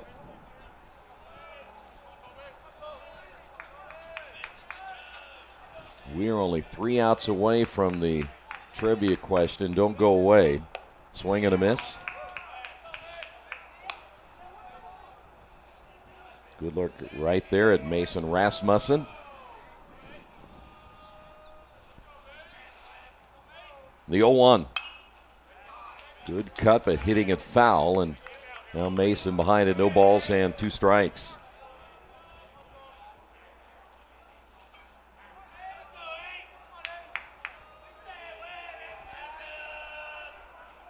Everybody in this lineup for Rose-Hulman has gotten a base hit in this game other than Cernak. Summers and Hickson with 2 hits each. The 1-2 pitch. That bouncing in front of Gutzweiler.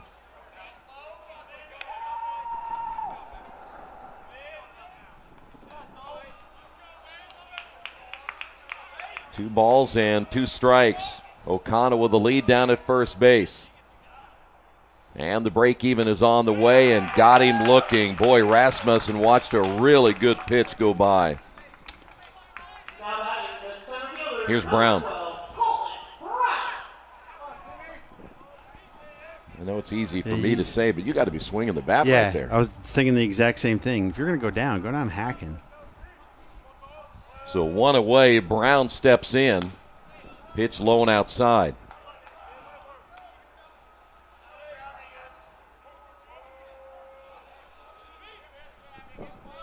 Colton was hit by a pitch in the first. He scored a run, singled in the third, stole a base.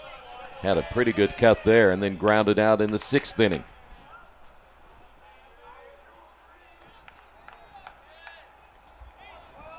Nine 5-year score here in the top of inning number 7. The 1-1. Good breaking pitch.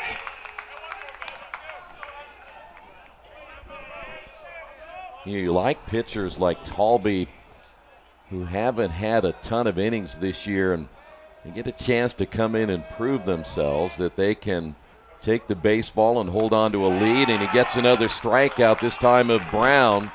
He has 4 strikeouts over the last 5 hitters. Here's Cernak. That's huge to get 2, especially after that single. We mentioned Cernak moments ago, the only player in the starting lineup in this ball game this afternoon who doesn't have a hit for Rose-Hulman, and another good pitch there by Talby.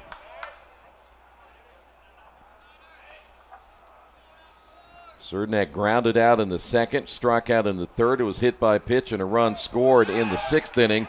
Ball gets away from Gutzweiler, and that will advance the runner down to second base.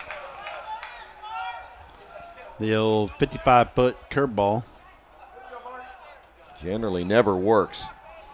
No, that's not the best plan of attack. First wild pitch now by Talby. The 1-1 pitch on the way, hit into left field for a base hit. O'Connell will stop at third as Harley able to get that ball quickly back into the infield. So a 2-out rally perhaps here for the Fighting Engineers, and Cernak now. Everybody's got a hit in that lineup. Well, you were talking earlier about strategy and how that works in baseball. That's a perfect example. Runner on second base because of the wild pitch. Mason was shaded towards the bag in case there was a pickoff, and then Cernak shot the ball right through that hole. Only problem was he hit it so hard that O'Connell couldn't score. Yeah. Jackson Summers singled and scored in the 6th inning. That breaking pitch has been very good to Talby. He threw 2 in a row right there to Summers. Do you stick with it, or do you throw a fastball now? I think I might do it again. The 0-2. So much for that. Strikes out the side, and the threat done here in the 7th as they leave 2 runners on. It is time once again for the infamous Hampton Inn and Suites 7th inning trivia question, and Coach Myers is back with us here. Hi, fellas. How you doing? Good. How's it going? What have you been doing this whole time? Been working really hard. Okay, good. Here you go. Who holds the most? Who holds the record for the most consecutive stolen bases without getting caught? The most consecutive stolen bases without getting caught. All right, we'll take a timeout. We'll come back and see if we can get the answer.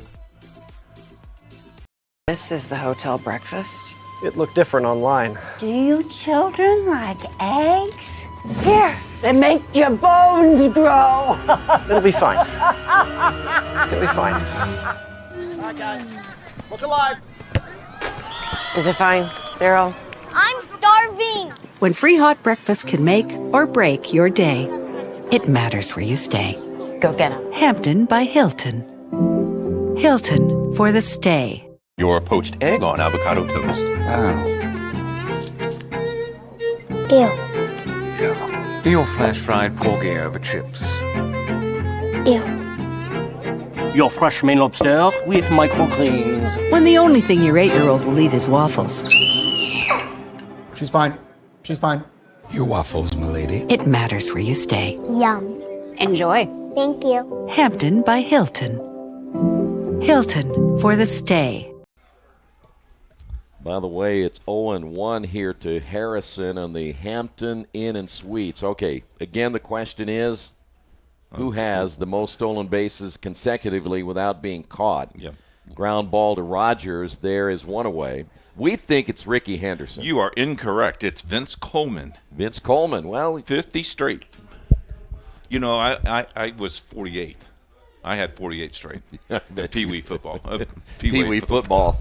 he had 48 stolen bases in Pee-wee football. Good job. See you next week. Nice. That was a good one. Here's Sanders, one away, and the pitch is up high. It took me 4 hours to figure that out.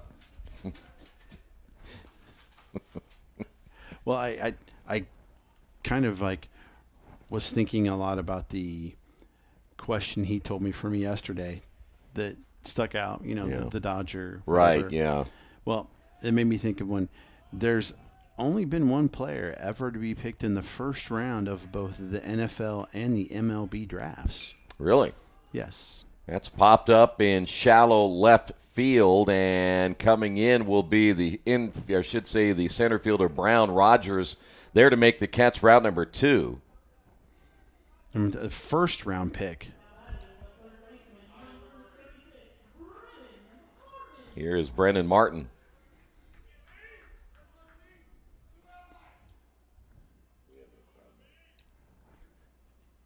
That pitch in there for a strike. You have any guesses on that one? First round in the NFL and the Major League Baseball draft. Yes. Dave Winfield. No.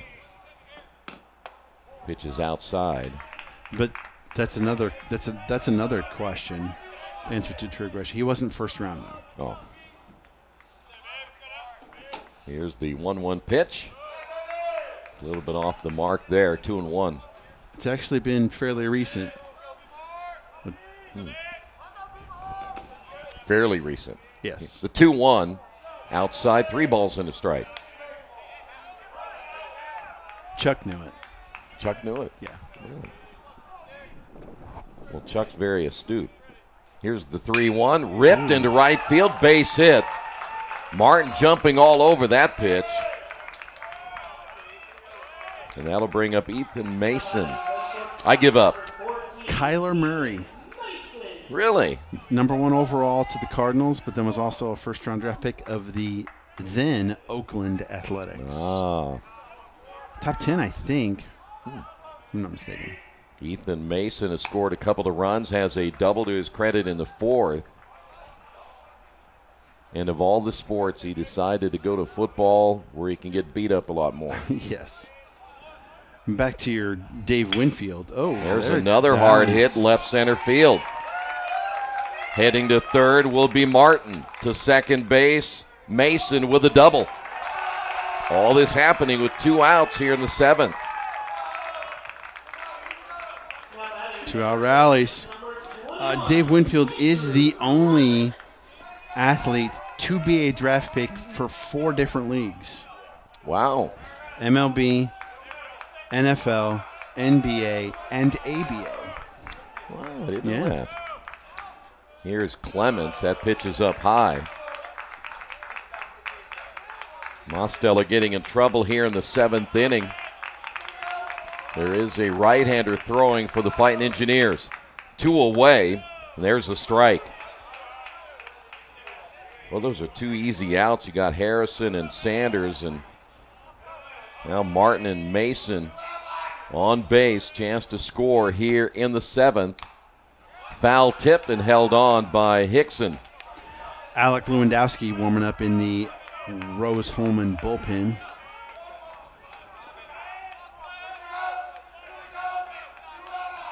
The stretch and the 1-2 pitch outside.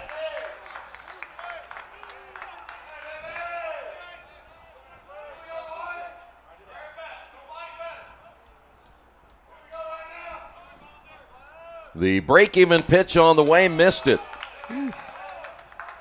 Yeah, but when's the last time that you were in a broadcast booth with a part-time owner of an NBA franchise? Hasn't been happening very often, has it? No. Celtic stock. You have Celtic stock. Yeah. I'd be selling that if I were you right about now. I'm thinking about it.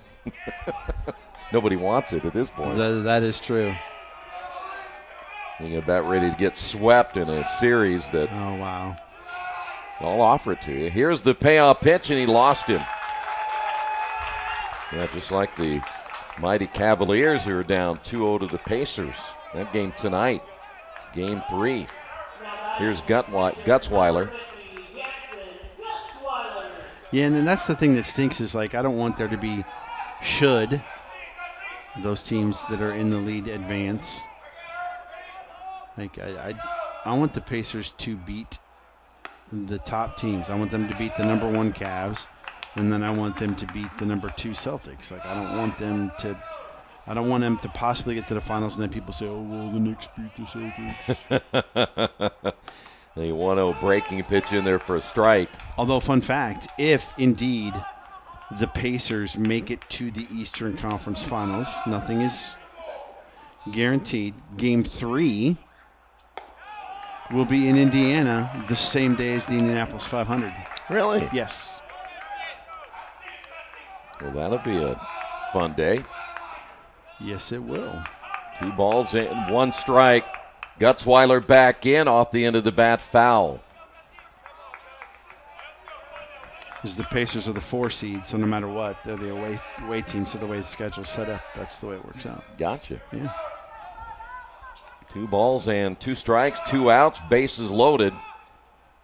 And he got him. Sandwiched in between the first 2 outs and that out, bases loaded, they leave him there. 9-5, Mount St. Joseph. My name is Nakul Mittal. I'm a freshman CS major from Gurgaon, India. One of the main things I was worried about was my family and friends are like on the other side of the world. I think I was worried about not fitting in the most. My name is Hugo Steudler. I am an Australian and German person, and my major is chemical engineering. I found out that there's a lot of support around and everybody's willing to help, and they're very understanding of my situations. Hi, my name is Hyujin Song, and I'm a sophomore with chemistry and math major, and I'm from Seoul, South Korea. The fact that Rose offers so many resources like the counseling centers, the Center of Global Engagement, and all these like kind of places which like help reassure you that being over here might be something that might sound scary, but it's okay, and they make you feel like you actually belong here and that you'll fit in over here well.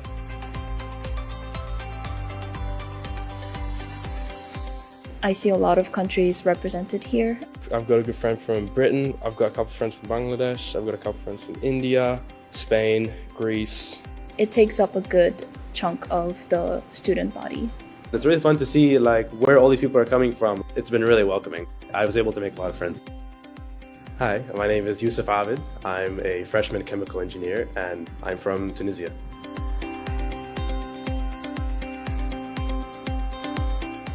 Making friends over here at Rose was easier than I thought it would. We are back here in Kokomo. It'll be Hickson, Oliger, and Rogers all due up. 9-5 your score. Mount St. Joseph trying to advance to the game later tonight, and the pitch by Talby in there for a strike, and he had 3 strikeouts in the 7th. Since he has come in, he has 5 Ks. Got the outside corner. Well, that breaking ball has been such a good pitch for him since he's come in the ball game. The 0-2 pitch, hit foul.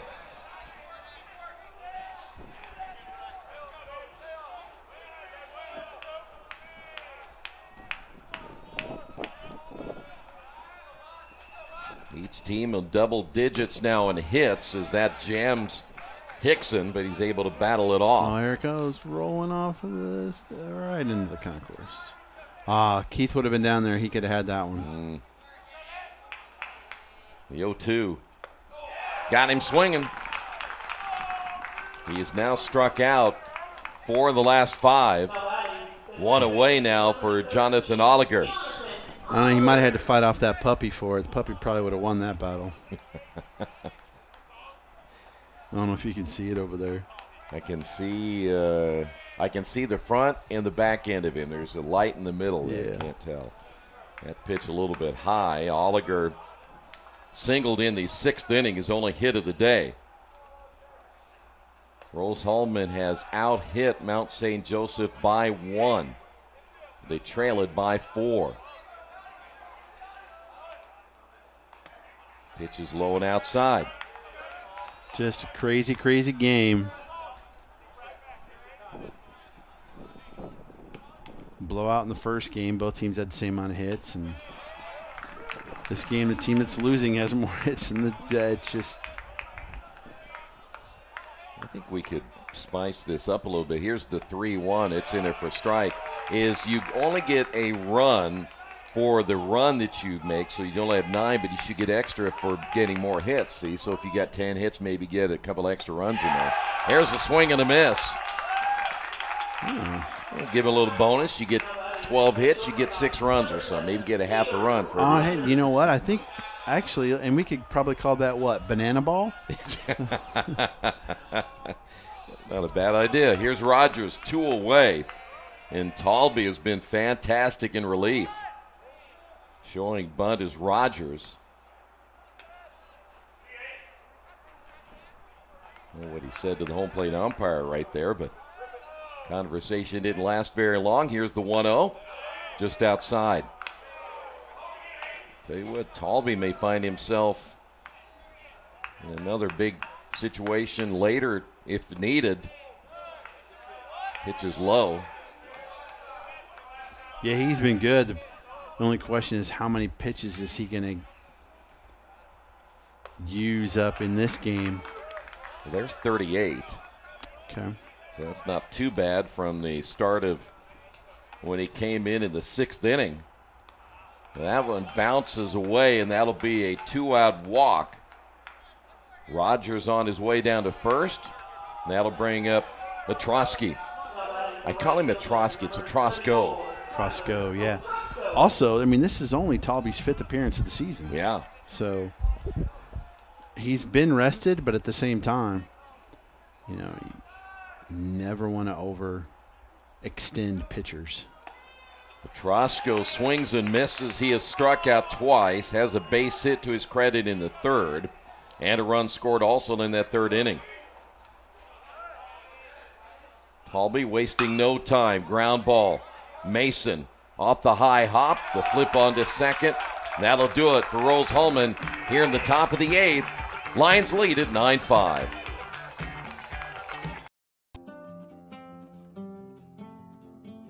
A typical day for me on campus is in the morning, I usually have classes up until noon. Then I'll usually go to lunch and hopefully grab some friends and eat lunch with them. Go to the library, get some homework done, and then by that time it's usually like 4 or 5, and then I have a lot of different extracurricular club organizations that I meet with and have my weekly meetings. My favorite class I've taken has probably been ceramics, which I'm taking right now. And the reason why I say that is because I've never taken a class where it's all hands-on work. And ceramics has really opened this world of creativity that I never thought that I would find. So my favorite place to study on campus would be the fishbowl, to be exact, in the library. There is a whiteboard, there's a lot of space on the table, so I'm able to really spread my work out. But again, it's also on the collaborative side, so people are able to walk by, and if I see someone I know, I always wave them in so I can talk to them and say hi. As I came onto campus, there wasn't an Asian Student Alliance Club, and I was approached by 2 of my fellow peers, and they were interested in starting it back up. I was like, this is a great thing. I really want to be a part of this since my ethnicity.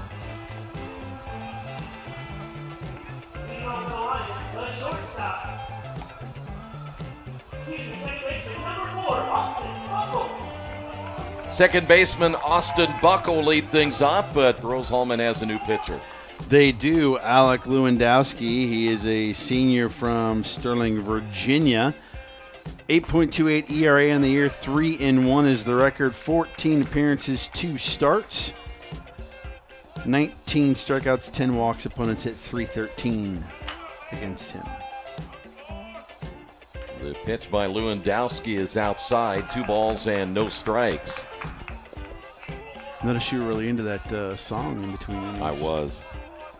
I immediately tried to find a way to download it. Here's the 2-0. Missed that one. The band is called Hanson. What's the song called? It's Doo-wop. Mbop. Mbop. It's 3 M's, I think. I'm sure your wife will love it. Oh, I know she will. 3-1. I know I about jumped out of my chair to run down and get my little Shazam thing up to make sure I knew what it was. Here's the 3-1 pitch, and it's outside for ball 4. I couldn't tell if you were excited to get down there to try and find the song, or if you were just trying to fling yourself out the window. Here is Anton Meir. Well, it was kind of an interesting choice here at the ballpark. It is.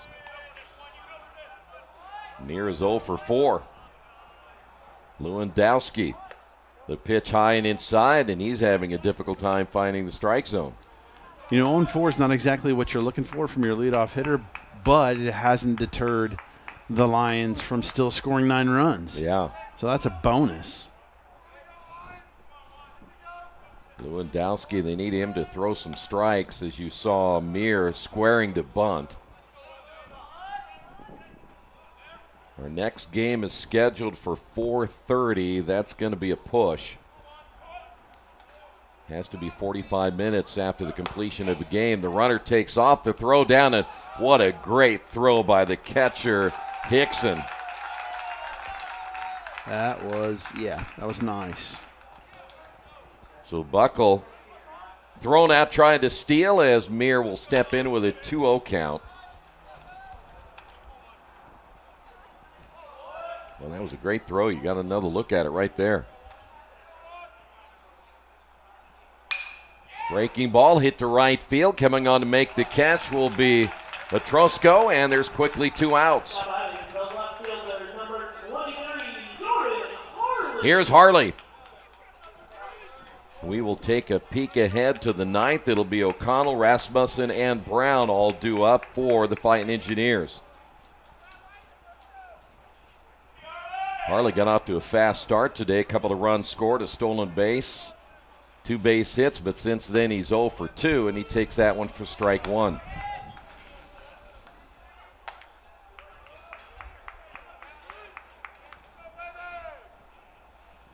The 0-1 pitch outside, 1 ball, 1 strike. Got that bandana hanging out the back of his helmet.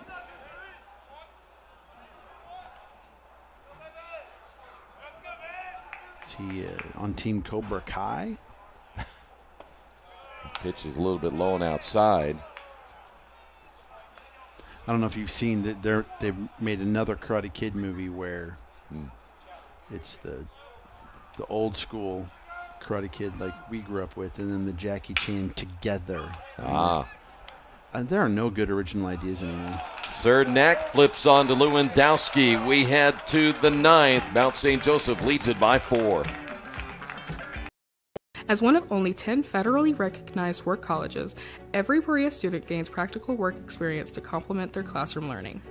Made possible by our partnership with the federal government, students can dream big while exploring their career options. Throughout their time at Berea, students work at least 10 hours per week in more than 130 campus departments.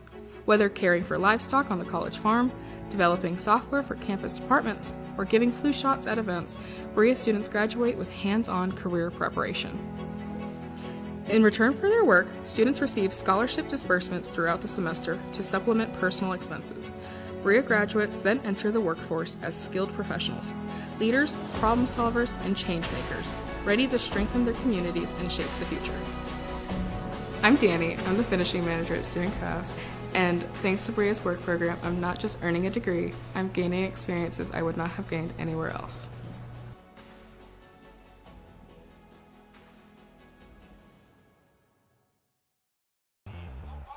Back here for the 9th inning, it's Connor O'Connell as Rose-Hulman, the number 3 seed, down to their final 3 outs.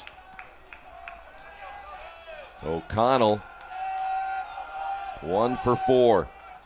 Picked up his base hit in the 7th inning. Talby back in for another inning of work, and he has been spectacular since he came in the 6th inning. Yeah, nobody's even remotely sniffed the bullpen since he came in for the Lions. There's a strike.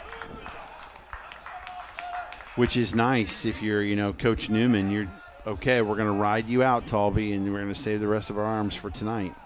7 strikeouts, fly ball into right field. Sanders coming in. He'll have to battle the sun. Makes the catch, 1 away.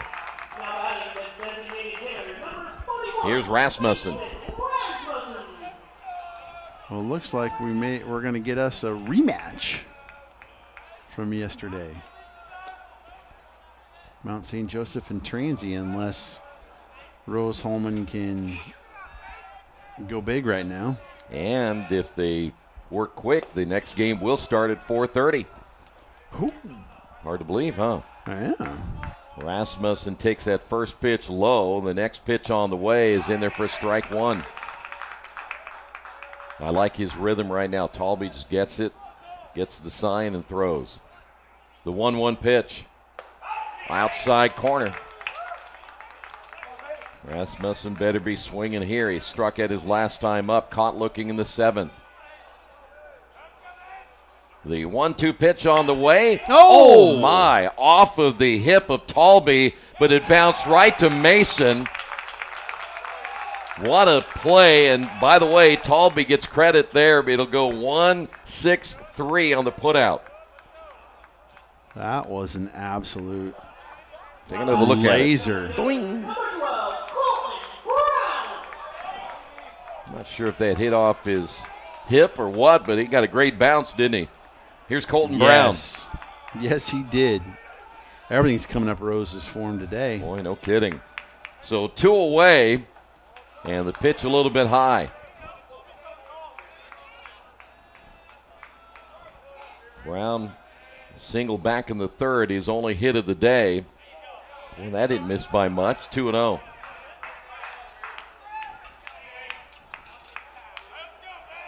Talby trying to finish out the game here this afternoon, and there's a strike. He's just lived on the outside part of the glove side, his glove side of the plate to the right-handed hitters, and they just can't do anything with it. So now the Fighting Engineers down to their final strike. By the way, if you're not like the most astute baseball fan, when they say glove side, like that's what that means. Struck him out. 8 strikeouts by Talby in relief, and the Lions will advance, and they will play Transy tonight at 7:45. Key hits, but the pitching by Talby making the difference, and the season comes to an end for Rose-Hulman. They will finish at 23-19 on the season. Mount St. Joseph will advance 10 games over the 500 mark as the number 5 seed. They are now 26-16. Well, I tell you, I'm impressed by Talby, though. Oh, fantastic job coming off the bench in a stressful situation and then just putting up zeros and letting the offense continue to go after it. And Rose-Hulman had no answer for him. So a tough way to finish for the number 3 seed, but don't go away. We have 2 more coming up next at 4:30. The top 2 seeds, Manchester Anderson, right here on IndianaSRN.